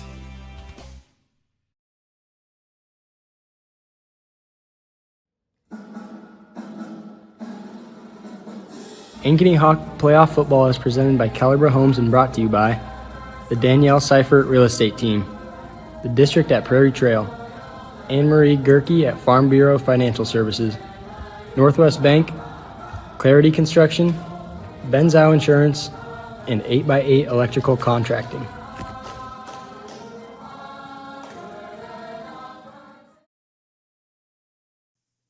Halftime here of this doubleheader Football Friday. Let's talk basketball. Girls basketball, Nate Toby is the second-year head coach of the Ankeny Hawks. And, Coach, last season you get to that regional final. What's that do for how's that one stick in your mind? Yeah, it's good and bad. When you look at the whole season, I feel like it was a success for us. We were able to win some games that were key to put us in a position to host that regional final.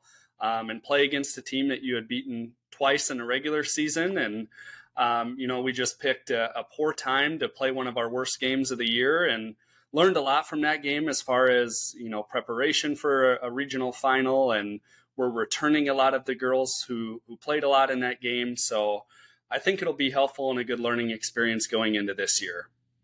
Unlike Centennial, you actually had seniors last year. Yes. A couple of them played roles, really developed as the year went on. I think of Cassie Johnson first as a softball player, of course, but she really kind of fit a nice role for you there last year. Who else are you without now?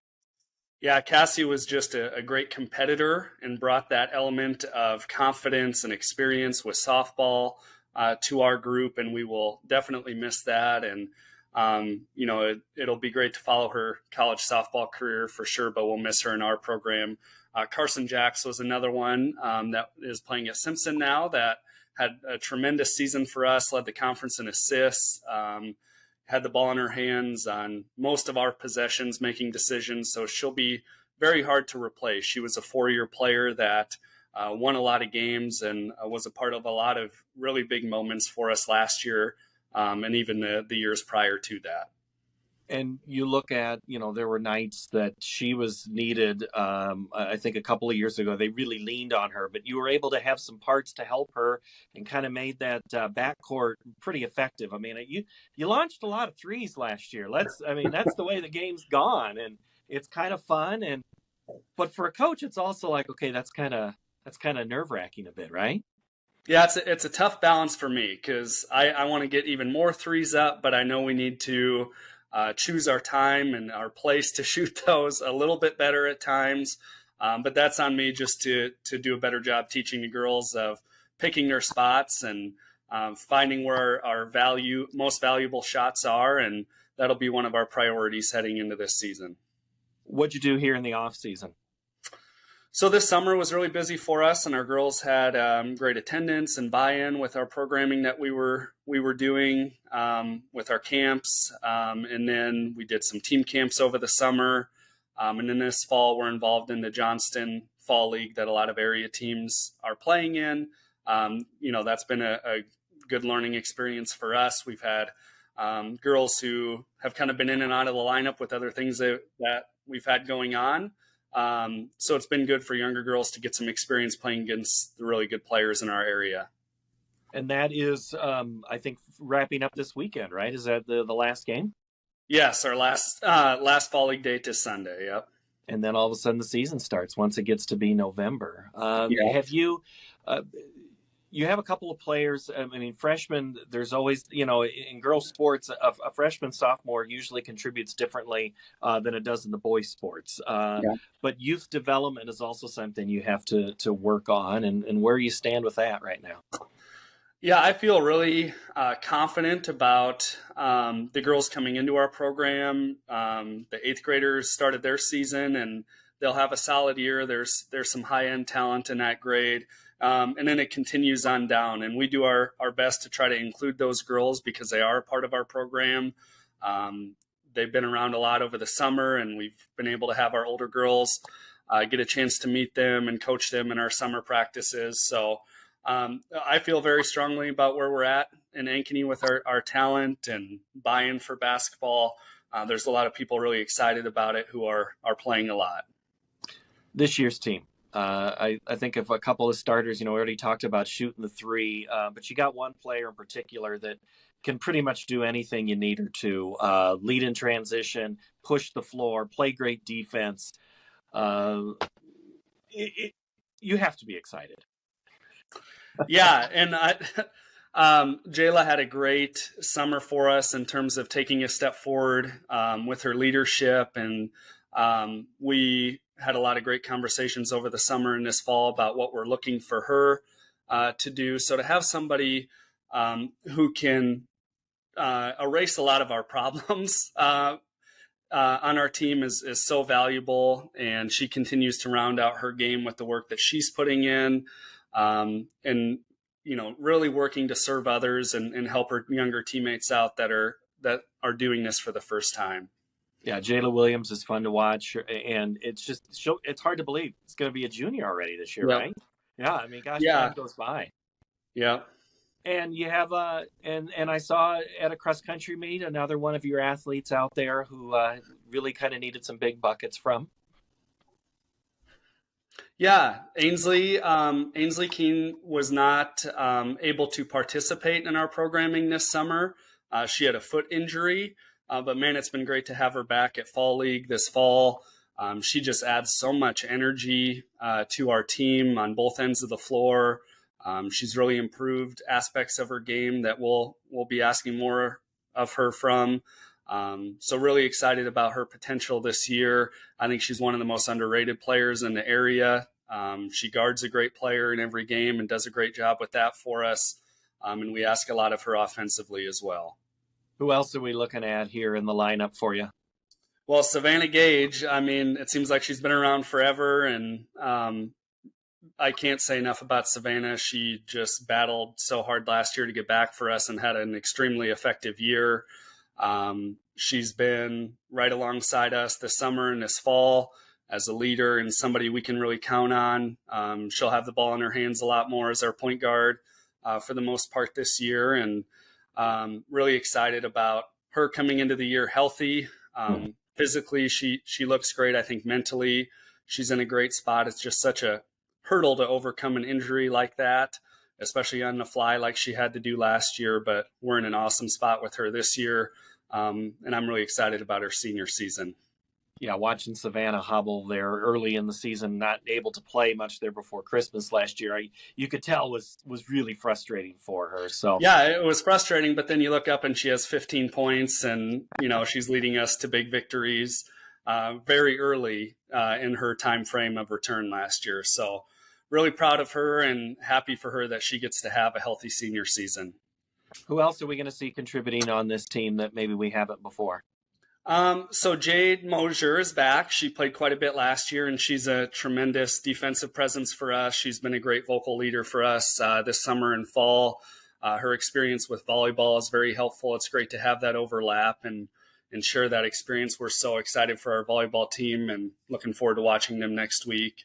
Kyla Schapveld, we saw a lot of last year, starting at times and playing a strong role on both ends of the floor for us. She's been a steady presence for us again this offseason. Allison Hawkins we'll see more of last year. She had a great year playing JV for the most part last year as their point guard, and she'll play a role for us for sure this year.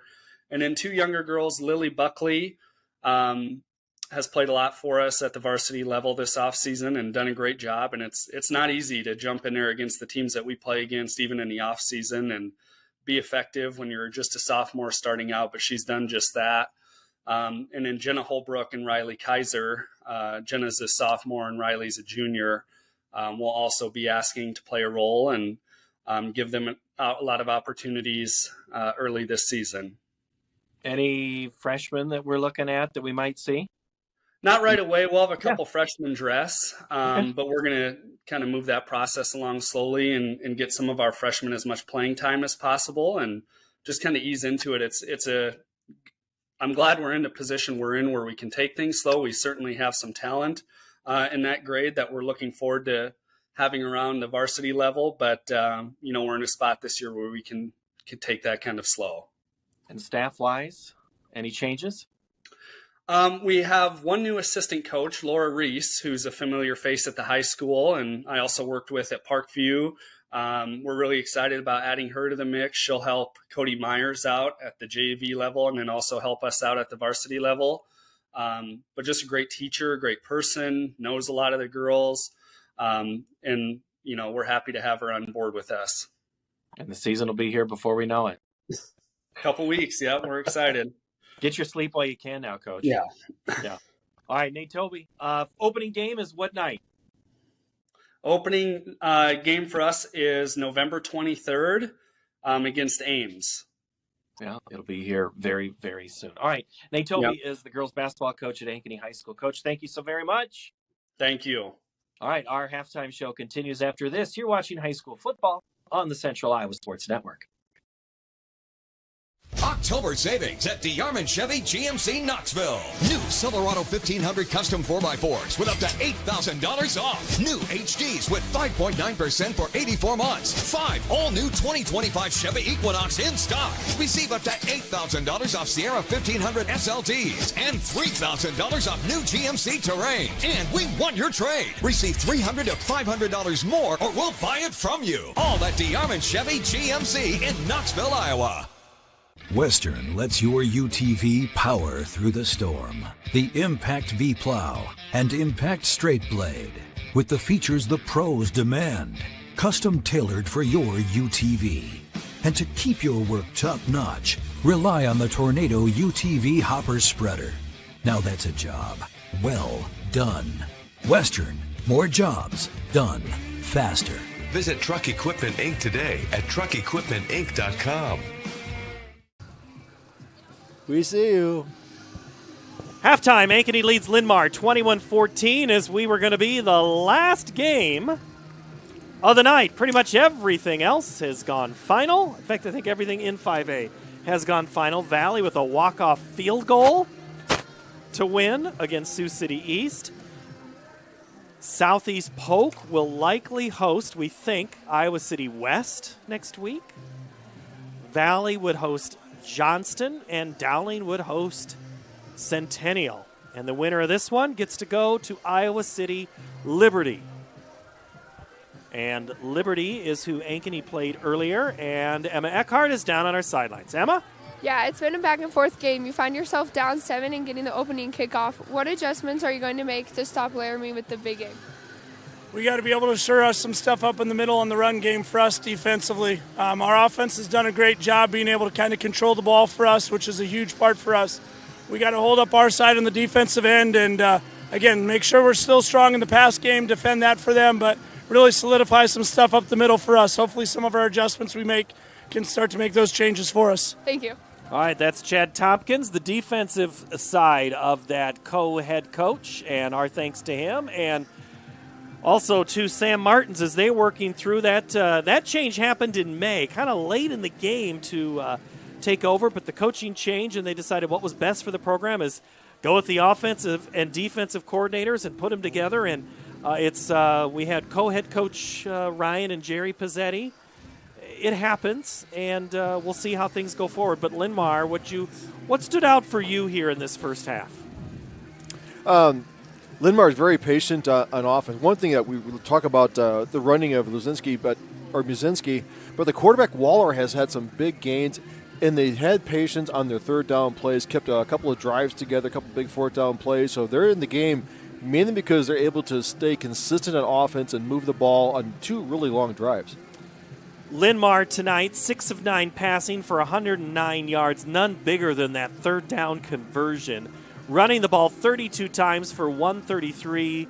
Muzinski, 22 touches, 93 yards. Sorg, 4 catches for 69. That big third down play was huge. So Linn-Mar gets the ball to start the second half. Ankeny, though, Tim, 17 yards passing. At some point, is this on? I mean, Evan Erlmeyer not playing tonight. Luke Anderson coming back from that concussion. Is this is Ankeny just taking what the defense is giving, or is this a struggle that we're not picking up? I think you take what the defense is giving. They don't have to pass. You know, the tight end Richmond's been out, so they got a little weak there. You know, Erlmeyer was their big go-to guy. I think that's the factor that you don't have. I'm surprised they haven't tried to use Hankus more in the passing game. But when you have rushing the way Laramie is rushing tonight, the way that offensive line is blocking, they're controlling the game for their offense. Now we have to see if their defense can do what the offense has been doing.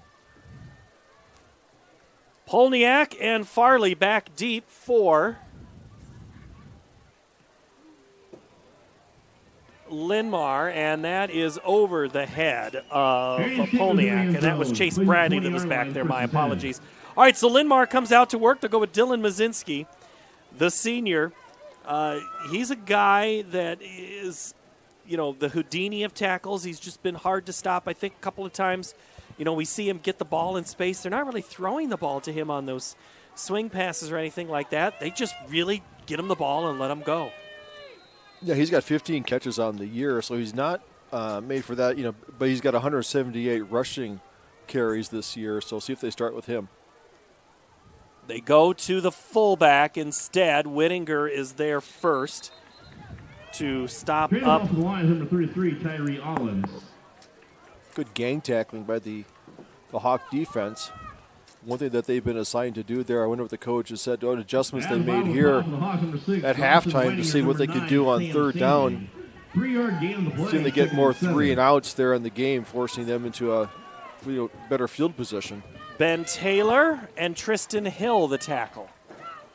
Mazinski gets the call. Nice cutback. He's got his stride going before Tristan Hill roughs him up at the 35-yard line. Gain of, we'll say, almost 11, and that's enough for a first down. Move the chains.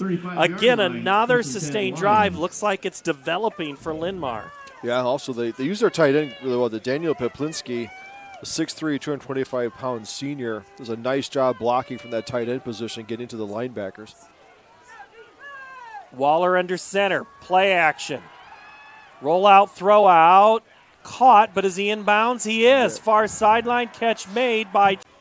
We've not seen much of Gasper tonight in the backfield. It's been more Allens. They go Mazinski on the toss sweep right, and Easy Pinks gets a right hand on him, and then everybody from yellow tries to push back the guys in white.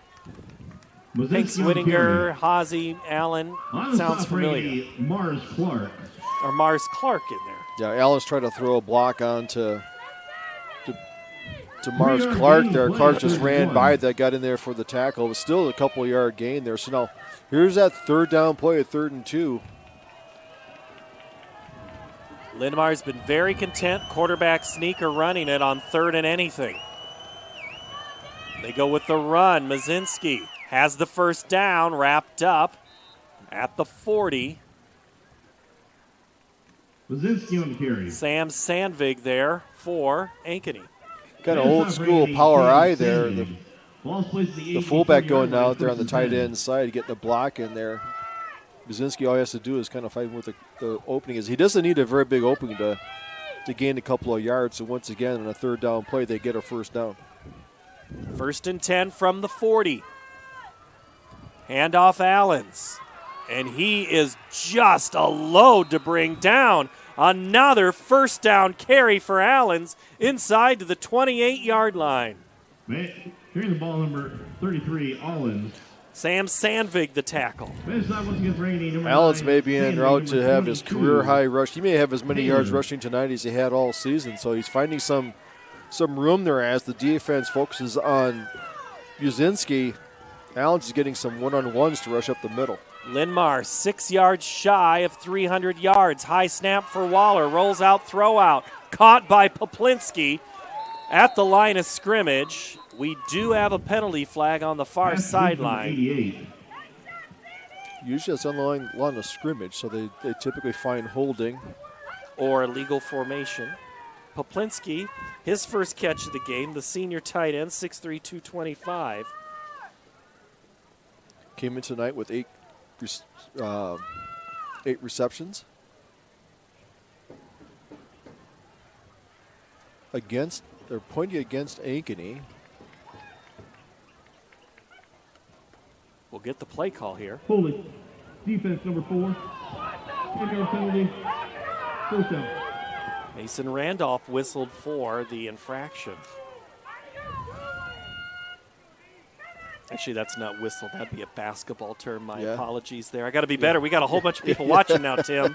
We're back to the way it was in that first half of that game, I think, 6 hours ago. Mel takes the ball down to the 18-yard line. Once again, another first down at the 18-yard line for Linn-Mar. Waller under center. Toss to Mazinski. Gets outside. Randolph gets a hold of him. Manning Allen there.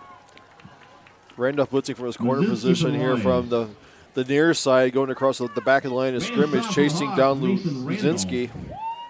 I mean, different players take from the Hawk position looking to tackle Luzinski. Gain of 1 on the play. 2nd and 9 from the 17. Long sustained drives again for Linn-Mar. Mazinski gets to the outside. He's got some space. He's near the first down On the carry. before Mason Randolph brings him down. Yeah, he goes to the outside and gets a little dip outside, then he cuts inside. He's always finding a lane out there. Linn-Mar's done a good job of blocking at the point of attack, just giving enough room for Muzinski to find some rushing room. So now we're at a 3rd and 1. Each time Linn-Mar has gone above 12, they have scored a touchdown. This is play 10 of the drive, and it's a first down for Linn-Mar. It'll set up 1st and goal from the 5. That defense for Ankeny, Tim, has been on the field a lot here since the first quarter. First and goal. Yeah, yes, they have. This first drive here of the second half, they've not been able to get off the field. Waller, Muzinski, to the pylon, to the end zone, touchdown! Touchdown Linn-Mar. 5-yard touchdown run, number Another 22. score for Muzinski. Muzinski. Yeah, he's just running on the outside shoulder of the tight end, Bublinski, on the left-hand side there, and he's into the end zone. So good blocking at the point of attack. So Ankeny still has to figure out how can we gain more, merely keep him under control in the rushing game and get off the field. Bradley Duncan hits the field goal. It is good for Duncan Porter. We're tied at 21 here from Ankeny Stadium. 21, Linn-Mar Lions 20.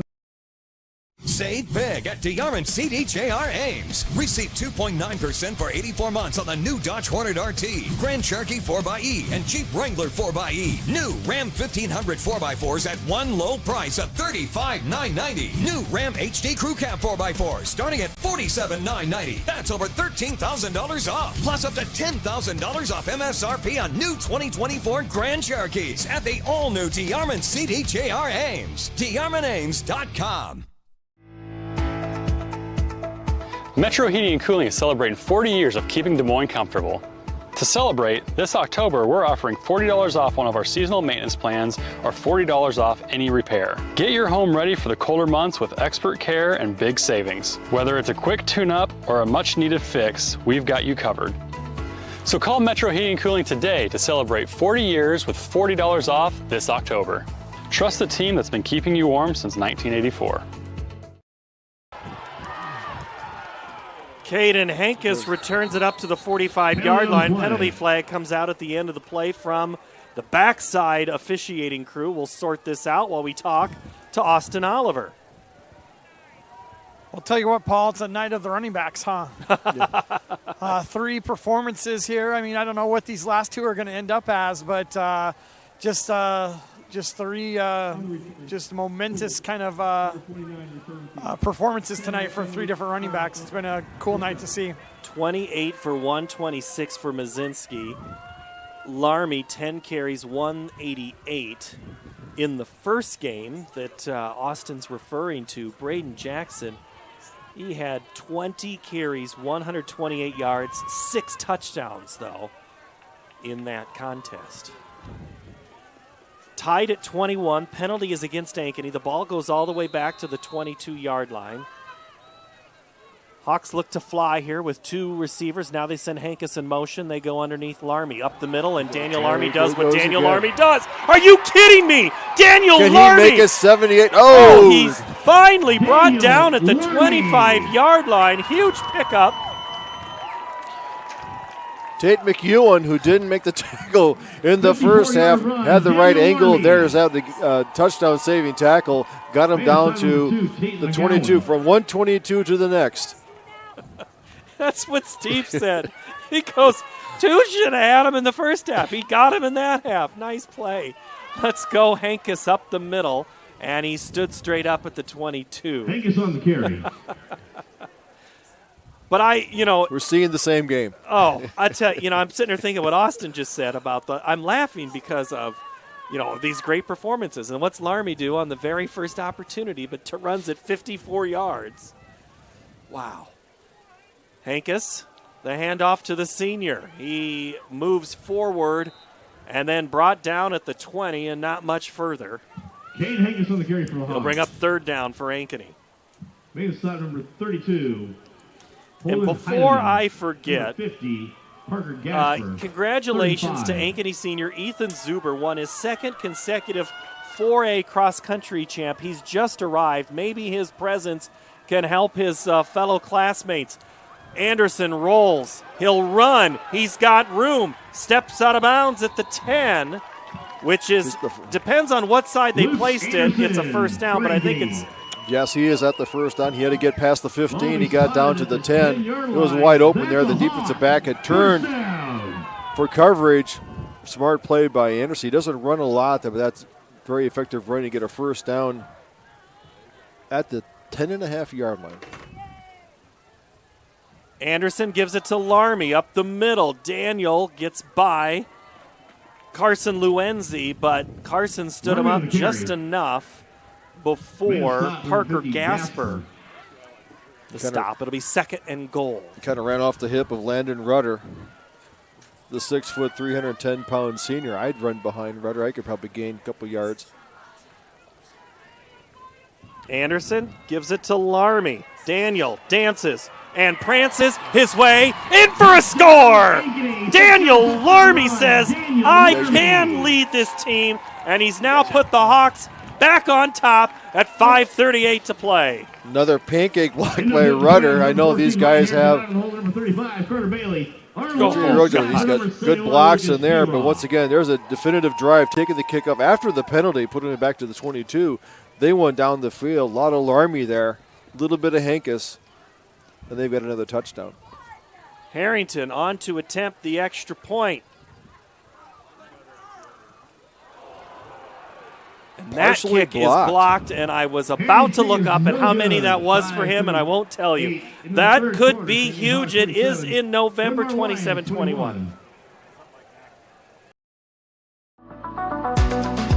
Hi, this is Chris from Fireplace Superstore, and if you've been thinking about upgrading that old wood or gas fireplace in your home or adding a new one someplace that you've always wanted, we have Central Iowa's best selection of wood, gas, and electric fireplaces.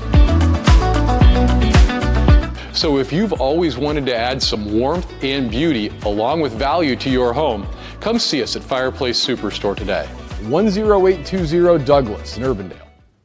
Getting your car serviced or repaired can be a pain. That's why Westside Auto Pros is committed to making it as painless as possible. If you wish, we'll come get your car at your home or office and return it when it's done. Or you can drop your car off here and we'll shuttle you to where you want to go. When we're finished with your car, we'll come pick you up and bring you back. If your car is going to be here for a few days, we offer low to no cost rentals. So give us a call and say, I can't wait to have my car serviced at Westside Auto Pros.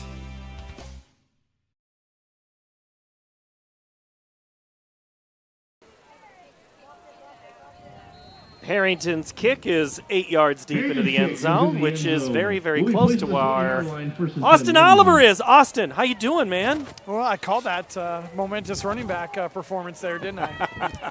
That's why I was laughing. I know. I'm good, I guess. So, yeah, Laramie's just a different kind of cat out there tonight.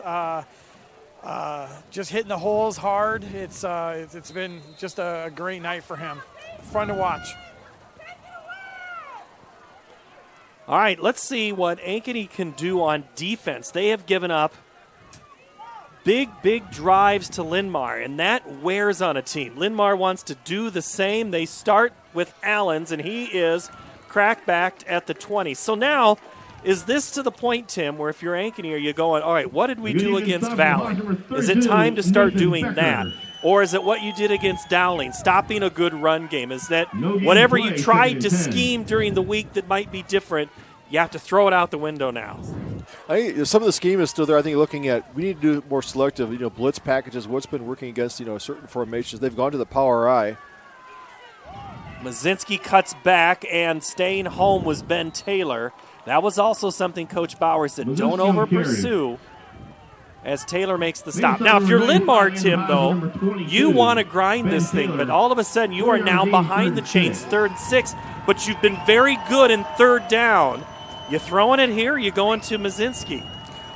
I'd say they throw it here. They've had really good luck. Play fake to Mazinski.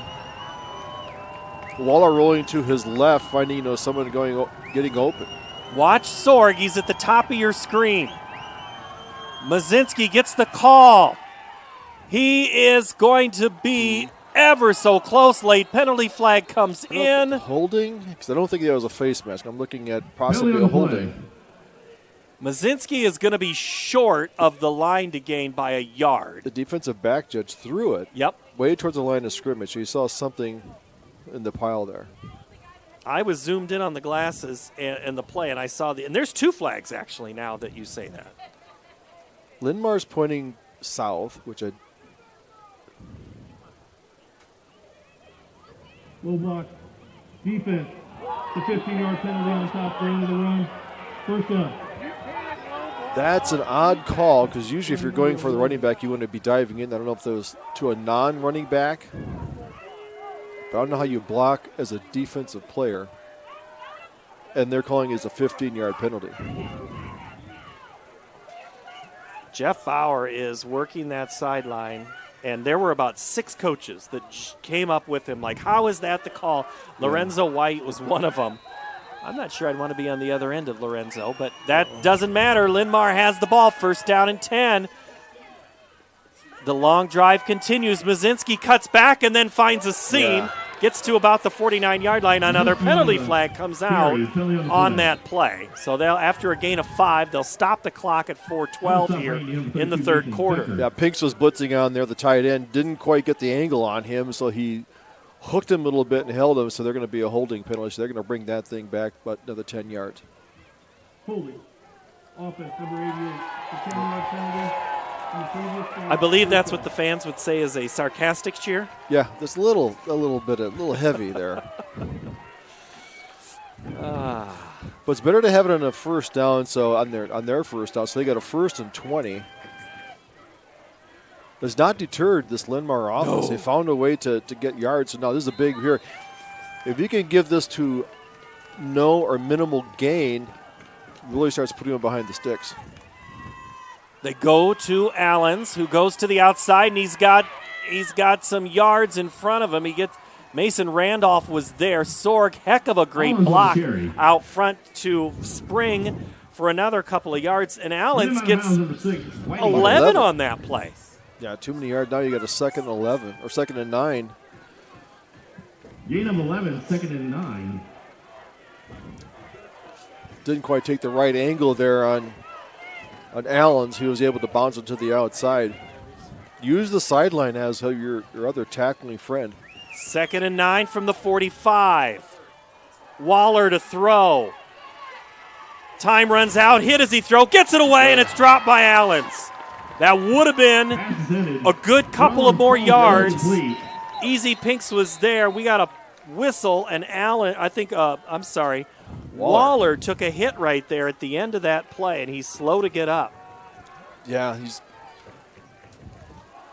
I think he had his legs planted underneath him, and as he threw it, he got hit from behind. He might have had a leg planted a little bit, kind of an ankle turn or a knee turn, so hopefully it's minimal.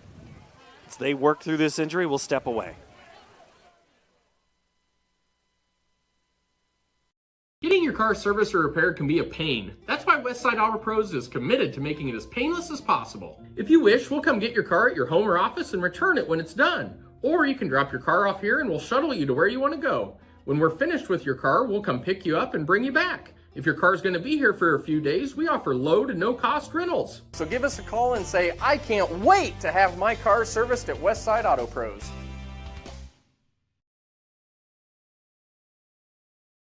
Morgan is the backup quarterback. They'll have a senior. Well, we're going to sort through who the backup quarterback is because I think we're going to see Stone Morgan here, the senior quarterback, as Waller is helped up on that right knee. And he is going to be very tentative movement on that right leg, but it's good to see him. Now, here's the thing. Waller was hurt last year with his arm, and that meant Stone Morgan came in and played quarterback. Then he went to receiver, but was ready to be back in at quarterback at any moment. So we'll see what happens now with Stone Morgan as they'll go to work at 3rd and 9 from the 45-yard line. 3:51 to play. Ankeny 27, Linn-Mar 21. A missed or blocked extra point is how that one went down. I think we might have do we have Austin Yeah, they're going to say it's good. We're hearing from our crew down on the sideline. It'll be Stone Morgan in, and that is who it is. The senior comes in at a big pivotal moment for his team. Look for him to probably run or even hand the ball off. Morgan to throw. Gets rid of it, and it's incomplete. Intended, I think, for Sorg. That's a tough ask on third down, and now Linn-Mar. I don't think they're necessarily wanting to punt this football away. I think they're going to have to. I mean, here at the 4th and 9, if it was 4th and 1 or 4th and 2, I'd say they go for it even with the backup quarterback. But I think at 4th and 9, here in the third quarter, I think they're going to want to punt it away. But they've shown that they've had a hard time stopping the Hawk defense or Hawk offense. Emerson Gasper back into punt, stands at his own 30. Mars Clark, short punt. And that, I'll tell you what, there was an Ankeny player way too close to that for Coach Bauer's liking. And Johnson might hear about that. Yeah, there's a call out there that when the ball's going to be short, because you see the punters point forward, that's the thing, to just run to the sideline. Get off the field, a play almost. So it sounds like it's just maybe going to be a one-play thing that Waller will be going back in, is what we're hearing from down.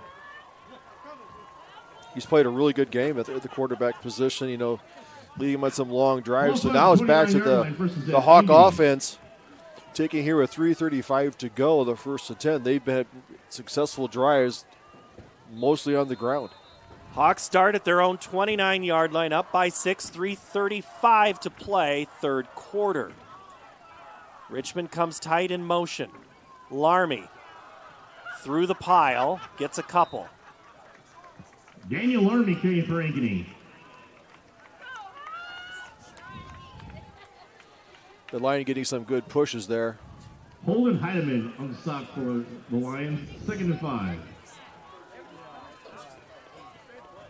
Stapley the tackle. Gain of 4 on the play. Larmy again. Up through the middle. That dive play has worked really well for Ankeny tonight. And Larmy gets close to the first down marker, about a yard short. 3rd and 1. 3rd and 1. Yeah, they've done a good job there. It's really straight dive blocking. They're getting a double team on either the tackle or the nose.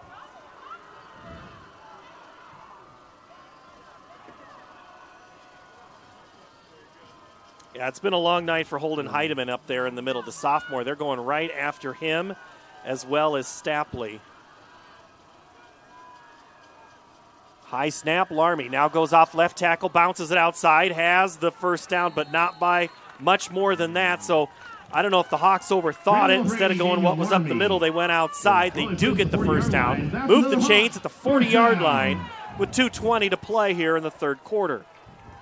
Yeah, Linn-Mar changed up their point of attack on the defense. They brought the tackles in, more tries 3-on-3 there, and brought their linebackers up, so a little more blocking, made it more difficult to block. Now it's Hankus with the dive up the middle. He goes to the outside. He's across midfield, 40, 30 down the near sideline, makes a cut back at the 20, there on the outside. 10, 5. Hankus wrestled down at the 3-yard line. Touchdown, saving tackle.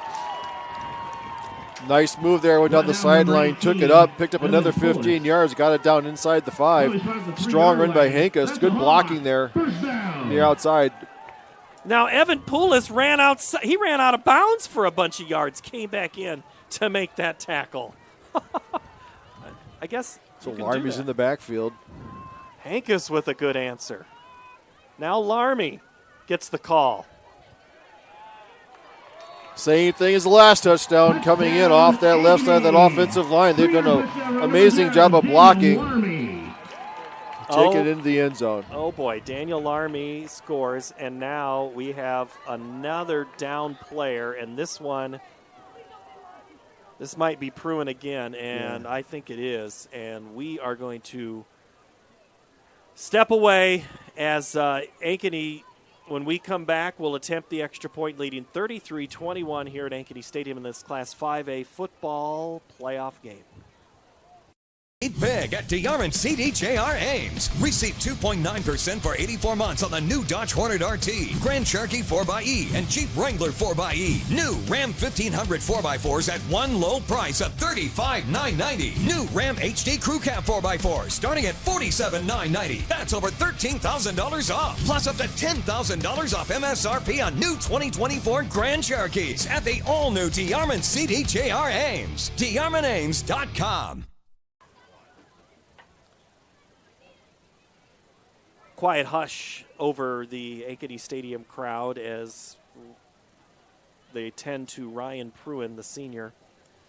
Center, he had left the game earlier for a couple of plays and then was back. So Pruin, who's a member of the Iowa High School Athletic Association Student Advisory Board, also throws discus for the Ankeny track and field. He was injured against Cedar Rapids Prairie, and he's kind of struggled. Emma and Austin are down there in the sideline. And Austin, I don't know if you can kind of see what's happening.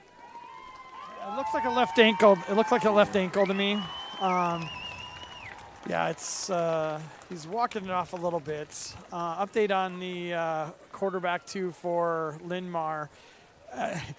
5 seconds he looks fine, then 5 seconds he's limping around. So I'm not sure exactly what's going on. I imagine we're going to see him back in the game once we flip the script here, but we'll see how that plays out. You think they go for 2, Austin? Well, now without the center, they're sending Hankus like and Anderson. Yeah. They are going they're for going two. for 2. I mean, you almost got to, right? Hankus and Anderson in the backfield. Hawks going for 2 to get that blocked extra point back. Snap. They go before the snap. Penalty flag. Ankeny must have moved. Yep, they did. So now you're going to probably have to send back the field goal unit on to at least get a point. And they send Harrington out.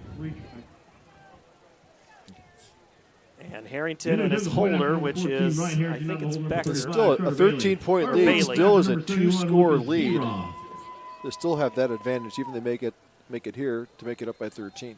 So it becomes a 25-yard field goal attempt for the extra point. See if they fix the blocking and the kicking.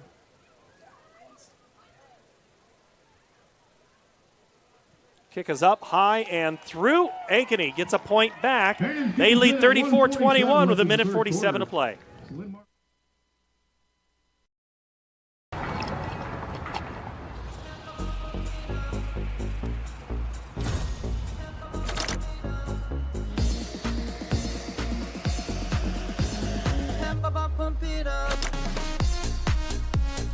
A fuel choice that even rivals can agree on? Now that's worth the hype. Cheaper, cleaner, and homegrown. Pump it up with unleaded 88.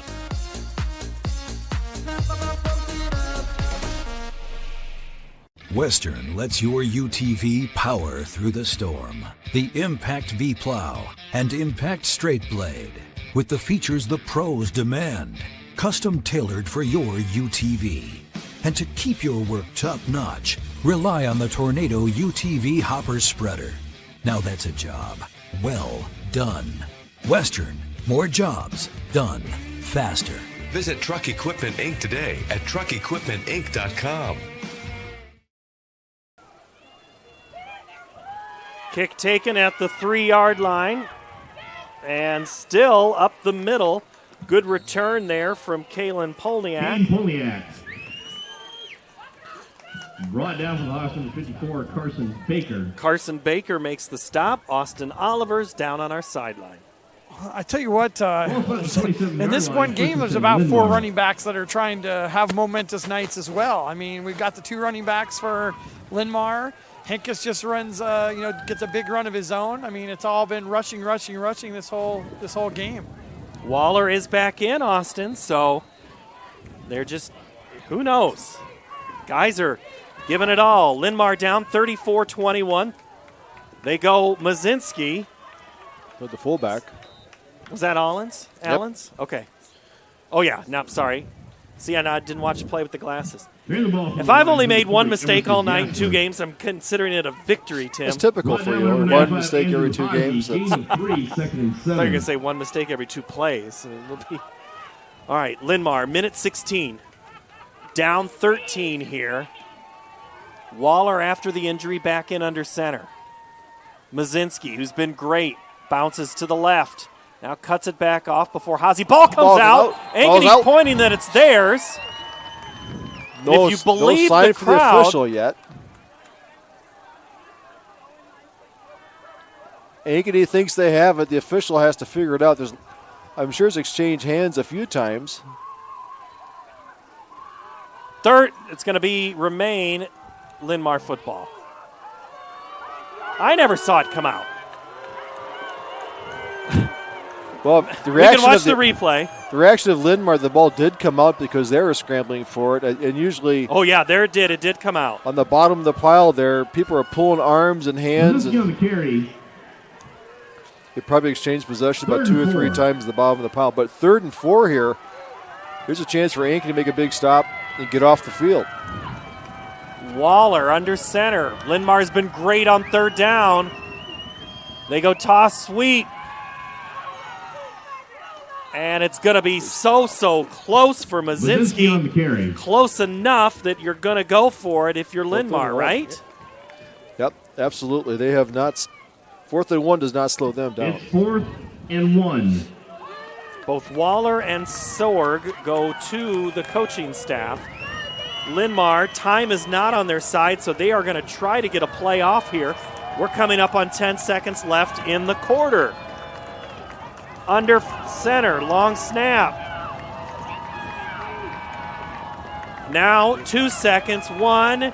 Linn-Mar no plans to snap it. We go to the 4th quarter. Great one shaping up here from Ankeny Stadium. This is playoff football on the Central Iowa Sports Network. If you grill it, he will come.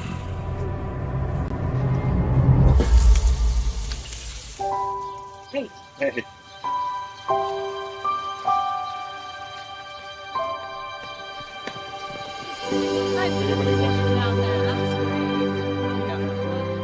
Is this heaven? Nope. It's fairway.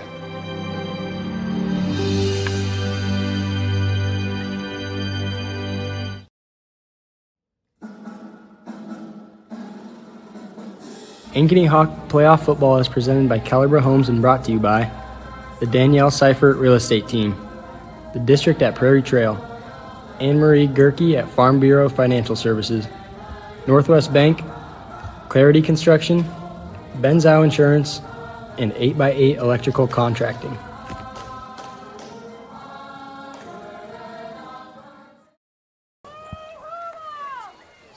Linn-Mar, 4th and 1. We're assuming Linn-Mar is going to go for it. They're down 34-21. I'm Paul Yeager. Tim Halber is here. Austin Oliver, Emma Eckhart, Jeff Martins, Steve Hartley, Randy Nielsen. Reese is back. Isaiah's on camera. The whole gang, quarter number 4, our 8th of the night. Let's see if it's as good as the other 7. Waller under center, 4th down. They go, Allens. He stood up, and I think he's going to get it. It is so close, but I think the near official is going to give it to him. Yep, he has his left foot forward, which means he's got another 6 inches. So I bet if they mark, now he moved it. I would have the chain come out.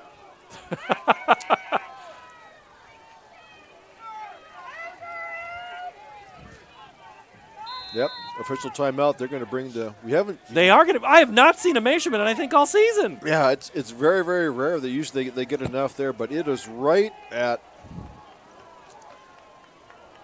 I would say it's like the 37.1. Yep, Mark.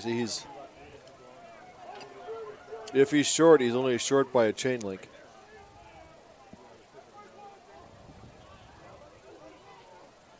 I think he has it.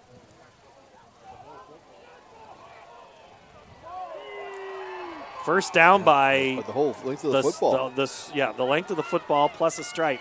So that means the drive continues for Linn-Mar, who has been running and passing 285 yards rushing, 120 yards passing, total of 342. Linn-Mar has put a lot into their offense. They continue this drive. 1st and 10. Waller to throw. Rolls out. has time, nearly intercepted. Sam Sandvig dove for it. Right hit it with that cast, and it popped up into the air, incomplete. Right in front of Deplinski. Bauer throwing back across his body. He was rolling out to the far sideline and trying to throw back. That brings up a 2nd and 10. One of the few times he's rolled out to his right tonight. Let's see. Sometimes Linn-Mar will go with Mazinski. They fake it back. Waller now runs to the left side, and Ankeny's defense sniffs it out. Tristan Hill finishes off the play that Mason Randolph started. It's a loss on the play. It'll be 3rd down and long. Yeah, trips power to the right side. They looked like he was going to run play. It was a fake toss as Waller came out to his right. Great job by Tristan Hill, keeping his assignment on that side, not letting him get to the outside, causing, once again, another tackle for loss. They lost a couple yards there, bringing up a 3rd and 12. See if this defense can make a big stop and get off the field. Mazinski has done really well for you tonight, but can he get you 12 yards or at least 6 to make 4th down closer? Lions to throw, and it's incomplete. Intended. Kinnick Voss broke up the pass that was intended for Stone Morgan, and it'll be 4th down and 12. He timed that perfectly. He went up there as the ball got to his hands. He hit him, separated the ball from receiver. Did a good job there, so no gain for Linn-Mar. So now it's 4th and 12. They're going to punt it away with 10:56. And hope that your defense can get a 3 and out. You got to score twice. Plenty of time, though. You have 3 timeouts, 10:56 to go in the contest. Emerson Gasper on to punt, but look for that fake. They've always had low kicks. Hard to return. Good snap, high kick. It's going to bounce in front of Clark, and then Voss is going to run away from it like a kid who just saw a snake and he didn't like it. Yeah. Instead of risking the turnover, it's best to run away from it. So Ankeny will take the ball back over at the 29-yard line. 1st and 10, 10:43, up by 2 touchdowns and a missed extra point. 34-21. Austin Oliver, I know we don't normally go down to you unless it's a scoring change, but what's the chippiness factor? What's the intensity factor? What are you picking up down there? Well, it seems like Linn-Mar's defense have been out for a lot of the second half. I think they're starting to wear down here. It's Ankeny doesn't give them a ton of time to do a lot of substitutions. We'll see what happens. This could be a game-defining drive for the Hawks. Larmy on the carry. Larmy takes the handoff on 1st down. Thank you, Austin. Well, if I had offensive line, it goes 265, 270, 220, 310, 315, I would start leaning on them quite a bit. They start taking over that defense of Linn-Mar and just start grinding on them. Carson Luenzi, the tackle, on the play. 2nd down for Ankeny. Larmy gets behind that line again. Aiden Holven Rice was there first. Should bring about a 3rd and 2. And if anything for Ankeny, you're milking the clock here a little bit. You get under 10, but there's still a lot of time left in this game. Yeah, digging in there at center, backup center. Ankeny has only attempted 3 passes tonight and completed 2 of them. Don't look for 3 and 4 right here.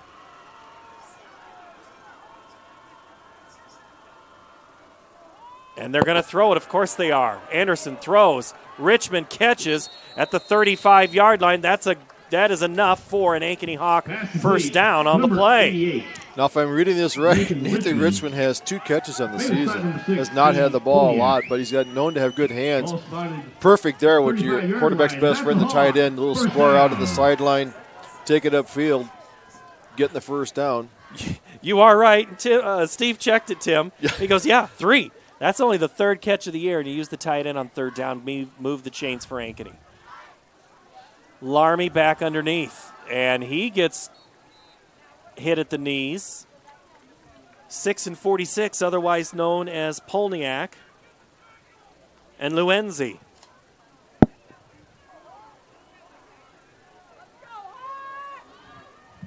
Nice job by digging the backup center to go in there because they got to call out the blocking assignments for their offensive line. That's a lot to step in there and make those calls.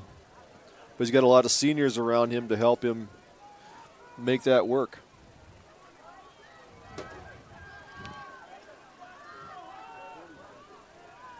At center for Ankeny right now is Carter Deegan, as Pruin is still getting attended to, but we hear maybe he had a tape job as Larmy cannot escape Luenzi on that play. Carson. Man of stop number 46.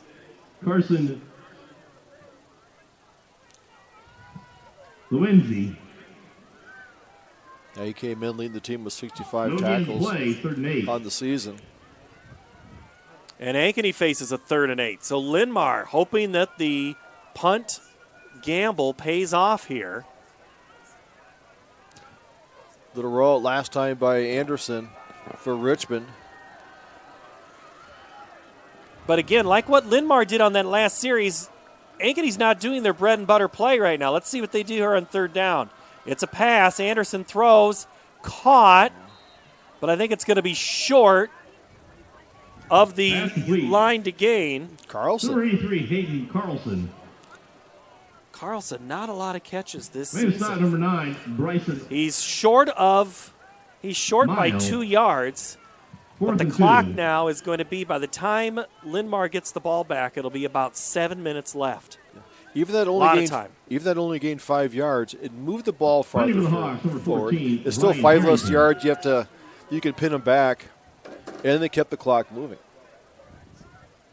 Harrington to punt. Takes the snap, rolls out, gets away from the pressure, gets a good kickoff taken, and then dropped right away at the 20-yard line. No return for Brody Pata. And also Gage Lint in there on the tackle. Who was it?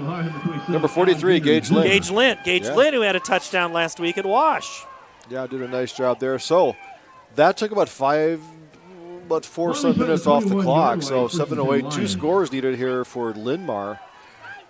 The defense just had a 3 and out, so see if they dial up here. But if you're Ankeny defense right now, are you thinking, well, they're going to throw the football so we can maybe jump a route or something like that? Or if you're Linn-Mar, you're thinking, they think we're going to pass, so we're going to run. Let's see how the gamesmanship goes here. I'd go Mazinski, and that's what they do, but Mazinski stood up and crushed. Big tackle there by Hunter Minner. Sophomore defensive end playing big here. He rotating those defensive linemen in there. Kingston Upabi in there. That's the first time he said Upabi tonight. But keeping those guys fresh in there because you want to keep Muzinski under control here. You need Andrew Haase for 3rd down, where he has been huge in late game situations. Muzinski gets the handoff again up the middle. He's got the 1st down and more. He's across the 40, and he's going to have the 1st down. Great run by Dylan Mazinski. That's what he does. He cuts it inside, outside. He's tired to get a tackle on. He blows right by you. You can't get him with an arm tackle. So he got another 1st down there, so they're on the ground here. Randolph and Clark on the tackle. Defense was to keep them in front of you. If he gets 3 or 4 yards at a time, but let that clock run. If you're Linn-Mar, you got timeouts and lots of time. Running the football works. Now they're going to throw it. Waller, throwback screen. Caught at the 38, and then no further goes Tate McCowan. And down right now, needing attention, is going to be Aiden Holven-Rice. He is pounding the turf at the 45-yard line. They'll call over help. We'll step away. 6:03 to go in this contest. Hey, the Big Ten doesn't get to have all the late-night games. We're going to have one, too, here from Ankeny Stadium.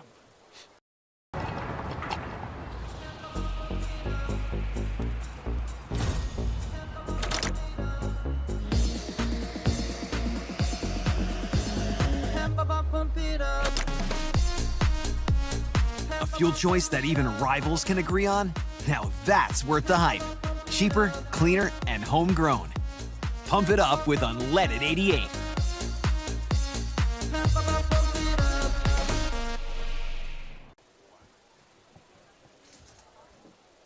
Last game of the night in Class 5A. Should be the last game across the state here in the football playoffs. Everything else has gone final. Centennial won Game 1 of our doubleheader tonight, 52-28. Braden Jackson, 6 touchdowns, Tim.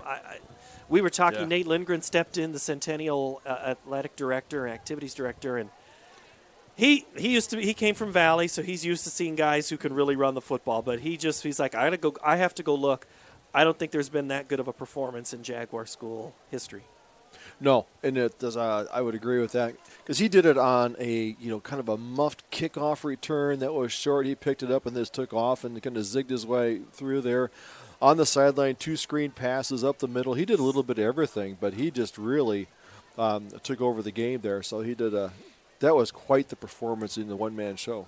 And Centennial will play at Dowling Catholic, and most likely that game I would assume is going to be at Mediacom Stadium. That's where Dowling won tonight, 41-21 over Cedar Falls. Liberty tonight beat Waukee 31-14, but that game was close for quite some time. Iowa City West beats Bettendorf 21-16. They will play Southeast Polk next Friday night as the Rams beat the Spartans of Pleasant Valley. That one has probably gained the biggest other than the Valley game there for a while, has erupted, elicited the greatest response. As Valley wins on a walk-off field goal, if you want to call it that, as time expired, 31-28 in Johnston. All over Waterloo West, 49-14. I'm surprised at the Bettendorf Lofts. 2 weeks ago, they're undefeated, ranked number 1. And how things can change in a hurry. Well, City High beat Bettendorf last year on the last week and then turned around and played them the first week of the playoffs and lost. Yeah. And then Bettendorf loses the opposite of what happened last year. They lost tonight. Waller running for his life. Minner giving chase. Waller's going to throw it, and it's caught at the 46, short of the first down, but a great pickup on second down as the catch is made by McCowan, tackled by Sam Sandvig. Yeah, good job there. All of a sudden, Minner comes in there, putting a lot of pressure on there. The quarterback had to, when he gets to the sideline, he starts running out of real estate really fast. He has to go down. 7, 3rd and 5. So brings up 3rd and 5. So this is the big down here. I would imagine that, Linn-Mar is in 4-down territory here. So they want to pick up something positive. Look for Mazinski. He's next to Waller. They're going to throw it. Waller, here comes some pressure from Bernholtz. Gets rid of it, caught at the sticks, and it's going to be a catch. Going down to the turf to make the grab, Carson Fairley. What a grab. Move the chains for Linn-Mar. Yeah, just kind of sat down on a little spot in the zone there in front of the coverage. Just enough for the first down, move the stick. So the 47-yard line, 1st and 10. But he had gone out of bounds to stop the clock. 5:10 to play, 34-21. Ankeny with the lead, but Linn-Mar driving. Waller to throw. Goes towards the far sideline, has a man. Ben Taylor was going stride for stride with Farley, who had just caught the last pass. It'll be second down. More importantly for Linn-Mar, clock stops. Waller was kind of locked in there on his receiver. He had open receivers coming open late down the middle. If he could have taken his time, but he chose to go to that deeper route. Once again, little time to come off the clock. 5:05 left to go. All right, we are approaching, we're at 10:30. Is that what time the clock says? Yeah, it's getting past everybody's bedtime up here, I think. We got a great 5:05 left to go there. Let's rally. Second down and 10 for Linn-Mar. Handoff, you guessed it. Mazinski again. Bill Mazinski on the carry. Sandvig. This time once again for Ankeny, Sam Sandvig. And also, 4-yard gain of the play, 3rd and 6. Easy Pinks. Looks like Manning was also in the tackle. That guy is a little bit everywhere. So 3rd and 5. Waller throws, caught on the screen. Oh, missed tackle. Penalty flag comes down. Catch made by Landon Sorg, the senior. When you see a receiver catch it out there on the hash and wants to cut it back up in the middle of the field, that's when blockers start getting out there in space. They start getting their hands on people, so I wouldn't be surprised if this is a hold. Yep. And it is. Becker and Winiger, the tackle for Ankeny. Do you? I would take it and make him earn the yards, because that's a big penalty. That's a 10-yard penalty. Because third and 2 is all that would have been, or 4. Yeah, that would have been easily goable. Yep. Gullible. Yeah. We are gullible, but it's goable for Linn-Mar. Ankeny student section there making some noise. I heard Ethan Zuber, the cross-country champ, made his appearance in there. And if you haven't seen the video of him finishing in just over 15 minutes on a 5K, check it out. It's impressive. That kid's a special athlete. His brother's on the sideline of this football team for Ankeny. Guess who's giving chase? It's Hazy. Waller is going to just throw it at the down marker, saves it down. And Waller is hit way out of bounds by, whoa. We got a lot of guys getting together. Upabi and Hazy. And there are about every red helmet is now around. No flag there. They said that the momentum took both players out. Didn't push them down, but they landed together out there. So the official said no flag. Of course, the Linn-Mar crowd on their side does not agree. Penalty flag came out. And that is from Ankeny, and there is. That is a late flag. I'm guessing somebody said, just be quiet. Oh, he's picking it up. Oh. I think he's already reported it.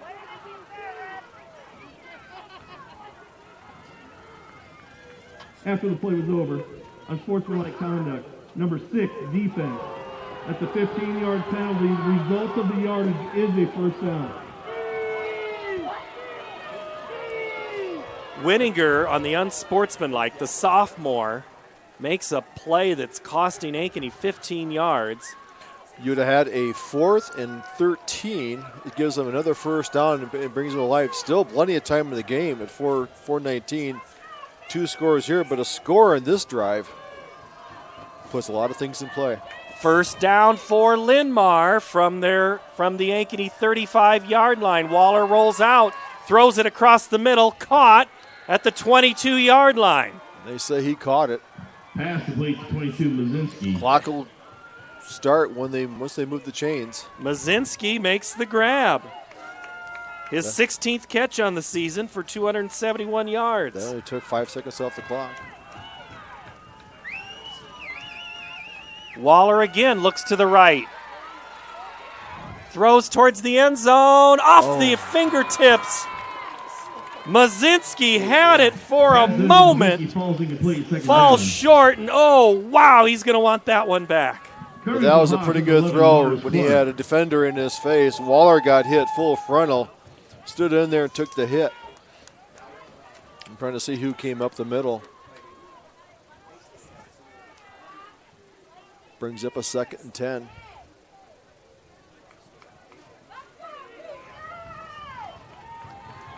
Second and 10 from the 22. 4:04 to go. Waller rolls out. Getting pressure, throws. Incomplete. Mason Randolph there, coming back for the ball. Carson Fairley almost made a circus catch. Winiger came on his backside. He had him by the back of the jersey and pulled him just as he released the ball. Might have caused the ball to go a little errant on his route, so brings up a 3rd and 10. So the Hawk defense here is they're putting a 3-man pressure on it. They're blitzing a linebacker. Either if the quarterback rolls out, they'll bring the middle linebacker, which is Winiger. Once in a while, they'd bring Hill coming up to cause pressure, or could be Pink. So not sure which linebacker is going to come in, but making Waller not get set in the backfield. 3rd and 10 from the 22. Waller throws towards the back pylon. He's got a guy, lofts it up there, incomplete. Intended for Sorg. Voss is running stride for stride. Falls incomplete. It'll be 4th down. Jake Voss and Morris Clark, 4th down. So to save the clock, Linn-Mar went away from the running game, went to all passing here in this series of last 4 plays. They need 10 yards. They might want to run someone deep and have someone come up short across the middle right around the 10-yard line would get them the first down. Look for a possible little curl pattern, a little look in. Linn-Mar has to get to the 12-yard line. Waller rolls out, facing some pressure, throws, hit as he throws, intercepted by Ankeny. Mars Clark, are you kidding me? Same end zone as before. Mars Clark has one man to beat. The quarterback, he makes a move. Mars Clark is going to take a pick six house call for Ankeny. Mars Clark sat on it, but he had the rush on there. It was a all-out blitz there. Waller had to get rid of the ball. It was a 4th down. Mars Clark sat on the route, took the pick, and took it back to the house. Only Waller could beat him, and all he did was get him turned. Mars Clark with the interception against Valley in overtime just may have put the ending to this piece of a game of the playoff puzzle. His 5th interception of the year. Clark, who played at Cedar Rapids Prairie. Pick 6 against Cedar Rapids Prairie, I believe, didn't he? I think he did against his old team. Yeah, came over from Prairie and started the year. Big play there. Changed the mood on this sideline over here. They had to get breathe the side of the lead because Linn-Mar was driving down there, got down inside the 20. Timeout on the play. Ankeny up 40-21, 3:36. If we would not have had our first game here tonight, Tim, of the excitement level, we don't think this has been an exciting game almost. Good. It's fine. It's a good game. I mean, it's been close. It has been. I mean, both teams are near 400 yards of offense. Hawks go for 2. Anderson rolls out, throws to the end zone at the feet of Brandhorst, incomplete. No good. That's only the 5th pass of the game for Ankeny. They're up with 3:36 to play. You want to get stronger, faster, healthier. You want more. You want to be part of something bigger than yourself. A place for people of all ages, all walks of life, that provides opportunities for all to succeed. We do that. We're the why. Build more than muscle. Build a stronger community. Iowans are working hard, but high prices make it even harder to keep food on the table. Record numbers need help. Your neighbors, your friends, your community. Stopping hunger starts here. Over 1,300 vehicles on WaukeeChevy.com. Schottenkirk Chevy Waukee. If we don't have it, you can build it. Newly expanded service department means we're hiring. See the openings on WaukeeChevy.com. Schottenkirk Chevy Waukee. WaukeeChevy.com. Oh, you're going to get to see this formation we've talked about all night. No idea what that is. Ankeny kicks off. Short kick taken at the 5. Oh, great return coming here by Polniak, and he's up to the 37-yard line before he's brought down. Now they're good special teams play. This time it's Cash Johnson. Cold hard Cash. Let's go down to, I don't know, is it cold down there, Austin Oliver? I hate to ask. It is cold. Okay. We're completely numb down here from our knees down. Just a night of big plays for Ankeny. Whether it be running, Mars with the kid always just seems to make big plays. Just stepping in there and running that back for the touchdown. Great night for Ankeny right now. And I tell you what, Linn-Mar was a game team here and was right in it too this last couple drives. Well, let's see what they can do in the final 3:26. Waller across the middle, caught at midfield, and down is the running back, Mazinski. And it's at the 49-yard line. Clock moving now that the chains are set, 3:10, or approaching 3:10. That's been open there right over behind the linebackers. Waller Throws it to the other running back. That's Hud Turner, and Hud is turned over. Number 22, Mazinski. Another tackle for loss by Whittinger. Whittinger trying to atone for his unsportsmanlike earlier. Now it's 2nd and 18. Linn-Mar now kind of running out, grasping at straws. 2:48 to go. Waller's going to roll out to throw. Off his back foot. And it's incomplete, intended for Mazinski. Intended for 22, falls incomplete, 3rd down. Kinnick Voss on coverage, and now it's 3rd down for Linn-Mar. Kinnick Voss. Like I noted early in the looking up the stats that Ankeny is number 4 in the state in tackles for loss. That's 62. Number 3 in sacks. They have 21 quarterback sacks on the season. So they do get a rush, and that's a 3-man rush, but they're very active linebackers blitzing there, and they blitz at key times tonight to keep this offense off balance. Let's see what Linn-Mar can do on 3rd down. Waller rolls out. Pass is incomplete. Intended for Stone Morgan. Incomplete, 4th down. Who, by the way, might just have one of the best names. It's no Deacon Cahey, but Stone Morgan is a great football name. That is. It's a great name. Clock stops at 2:30, and you could say this might just be Linn-Mar's season. Last gasp coming right here. They will take timeout. So will we. 2:30 to play in this 5A quarterfinal.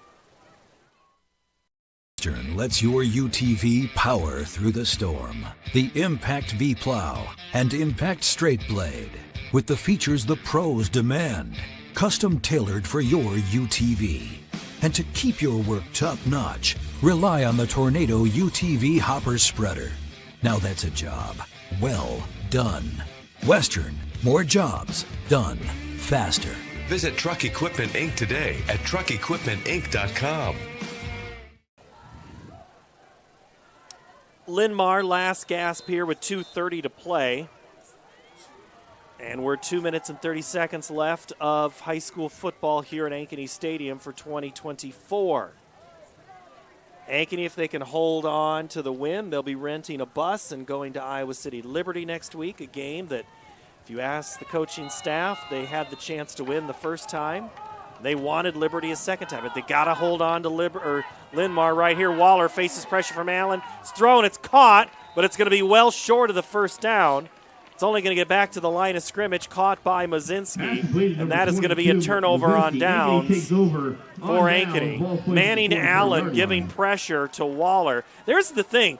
How many times has Ankeny chased after the Linn-Mar quarterback tonight? Not reached him. He's good. Yeah, he's quite elusive. The coach said that he's a really good athlete out there, and he had to be tonight. You know, he likes to roll out. The run game makes his passing game go. So tonight, once they started corralling the running game, the second half, looking at the first half rushing of Uzinski, now what he had the second half, looks like he had fewer carries, fewer yards. It contained him a lot more, putting more on Waller, and Waller just could not get away from the rush or get his feet set. Larmy in with Anderson. They go Luke Anderson to throw. It is complete at the 40, down the near sideline, still on his feet. Are you kidding me? Getting into the end zone for Ankeny is going to be Owen Fisher, 44 yards. Have yourself a score. He goes, Larmy, look at this. Look what I can do. He took it on the sideline, tiptoed on the sideline, got back in. The defense thought he had gone out. He took it down the sideline, made a move there, got in the end zone. Owen Fisher, how about that? Junior wide receiver gets a playoff touchdown. And the only thing, okay. That's going to give Ankeny now 70 yards passing, and it's going to be extremely misleading on their final stat line, as Harrington's extra point is good. I'll explain it after the break. Kick is good.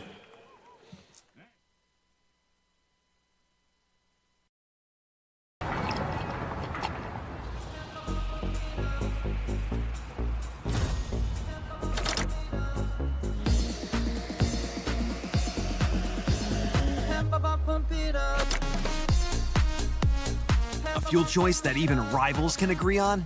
Now that's worth the hype. Cheaper, cleaner, and homegrown. Pump it up with unleaded 88.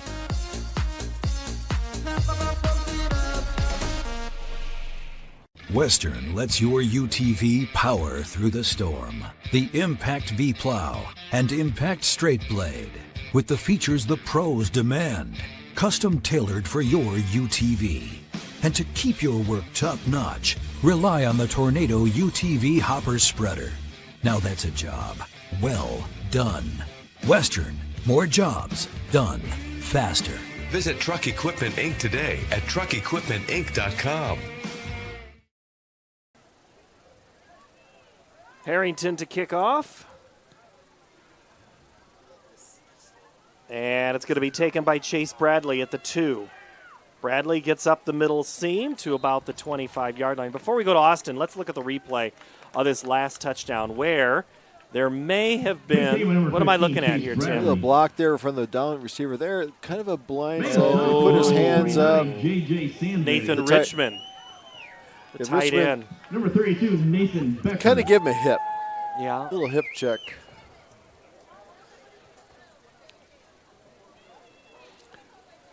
Ankeny up 47-21. This score not indicative of how close this game was. This was a good game for a long, long time. It's just kind of slipped away here from Linn-Mar in this last couple of minutes.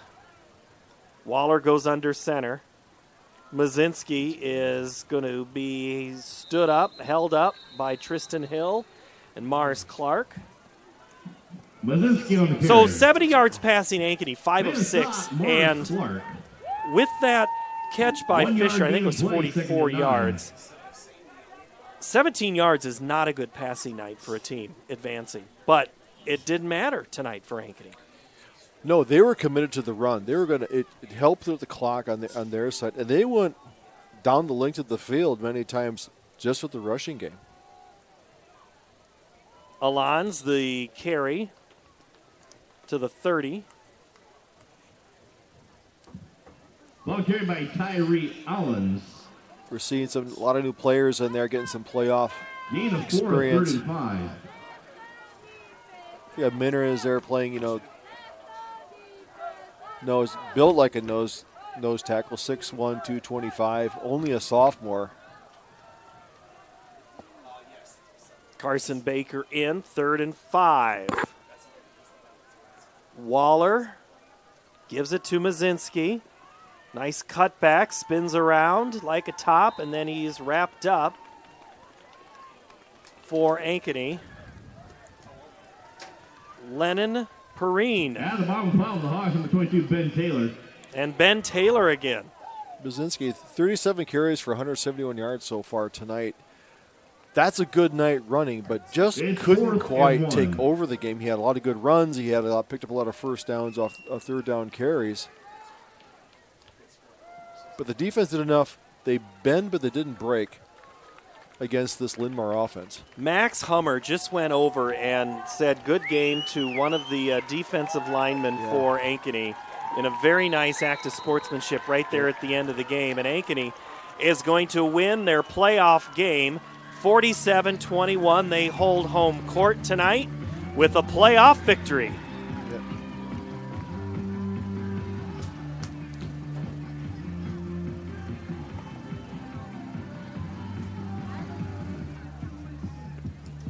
Well, in what was a doubleheader game, it's now 10:52. We started back at 5:30 just before. Not a bad night's work. No, it's nothing else going on. You don't get this opportunity very often to do a back-to-back playoff games. No. And good games they were. There are times, like if you go to the Unidome and you're covering 2 teams or something, you might have that in the playoffs, but Emma Eckhart is making her way down. She knows we're trying to find Daniel Larmy. We'll try to get a quick conversation there as the Linn-Mar coaching staff as they finish the year 7-3. Ankeny improves to 6-4. They will play at Iowa City Liberty. That game time, unless there's some strange thing I don't know about, will be 7 o'clock. Centennial will be at Dowling, most likely. That is at Mediacom Stadium. That's the only unknown I don't have at this moment, but I have no reason to believe that that's not the case. Daniel Larmy is with Emma Eckhart. Let's go down to the far sideline. On a huge night for running backs, you scored 4 touchdowns of your own. What was your motivation in making your statement in tonight's game? Well, my coach Bauer came up to me and he was just talking about the game before, and they had a really good game, the guys of North, and he was just like, I want them to talk about you after this game. So, yeah, but we had a great plan, just on offense. Coach Ward and Walls cooked up something crazy, and then on defense, I always know they got my back. So, yeah. Congrats on your win. Thank you. Yep, thank you. 21 carries, 276 yards, 4 touchdowns. Daniel Larmy, have yourself a great night. Thank you very much, Emma Eckhart, Austin Oliver. You are done. Get up here, get warm, and we thank you for your work this season. Ankeny tonight. Let's take a look at Linn-Mar stats as we quickly wrap things up.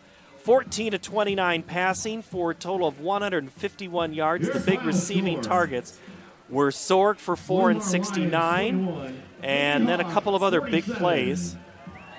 We have one more. Let's go down to the sideline. It seems like I always get to talk to you when you make a big play. After chasing 22 around all night, how did that pick 6 feel? It felt great. Just working to the clock hit 0, just trying to keep doing my assignments each and every play, and I got me another one. Congrats. Thank you. All right, that's Mars Clark with Emma Eckhart, and for rushing for Linn-Mar tonight, 57 attempts, 254 yards. Mazinski tonight, 37 carries, 171 yards. Allen's 11 for 68, Waller 8 for 11. For Ankeny, Anderson was 5 of 6 passing for 70 yards, 44 coming on that touchdown to Owen Fisher. Larmy, 21 for 276. Henke's 8 for 83. But his 8 for 83 were pretty big. There was a couple of those that were made a big difference. Yes, I'm looking at the stat going, Linn-Mar ran 86 offensive plays tonight, which is amazing. They had quite the control game. Just couldn't quite get anything good. But Ankeny came in. Defense, like I said, Ben didn't break. It was the Larmy show. He was not going to be overshadowed. So, a great job by both these guys. Really fought to the end. You also feel for these, Ankeny seniors. They played well, but this is the last home game that they'll have in their career here. So, on to next weekend. They'll remember that they were part of a doubleheader, first ever here. It just doesn't happen that often. We thought we'd maybe have it last year, but we get it this year. So, this crew, I thank you so much for all your work this year at Ankeny Stadium. As we wait, we're going to try to get one more interview before we finish. But Randy Nielsen has been our director most of the season. We also had Justin Waller, Reese on camera tonight. We have Isaiah back. I thank all of them and those that have rotated through. Jeff Martins again on stats. He's kept us informed, educated, and explained things to me numerous times. Thank you for his patience. Steve Hartley tonight writing all sorts of crazy things down for me and keeping things in line. Austin Oliver on the sidelines. Emma Eckhart, we added her to the crew mid-season, and she's really starting to get better each and every week. And just a reminder, she's only a high school student. And thank her for her work, Tim Halber. And you, my friend, also another good season. 7 years we've done this. This is awesome. Isn't that crazy? 7 years based at Ankeny Stadium. And we've now seen the development of we've seen some really good football games. I mean, let's think, there were a couple of years we just had dog after dog. But this year and last year, the overtime game against Valley, that was a really good game. I mean, Randy, would you say that the best game was that first game tonight, or that was the best individual performance? Yeah. But that Valley game was one of the best we've, I think, had. Yes. We've had seasons where a year ago we started with Ankeny Centennial head-to-head going to double overtime. So that kicks off the season. So we've had some great the talent here, the Ankeny talent, the Valley. We're seeing a lot of players now from the east side. This is great to see how good they are. We saw 2 great quarterbacks from Linn-Mar and Iowa City Highland tonight. They came over and played on the turf over here. So it's fun to see these guys compete.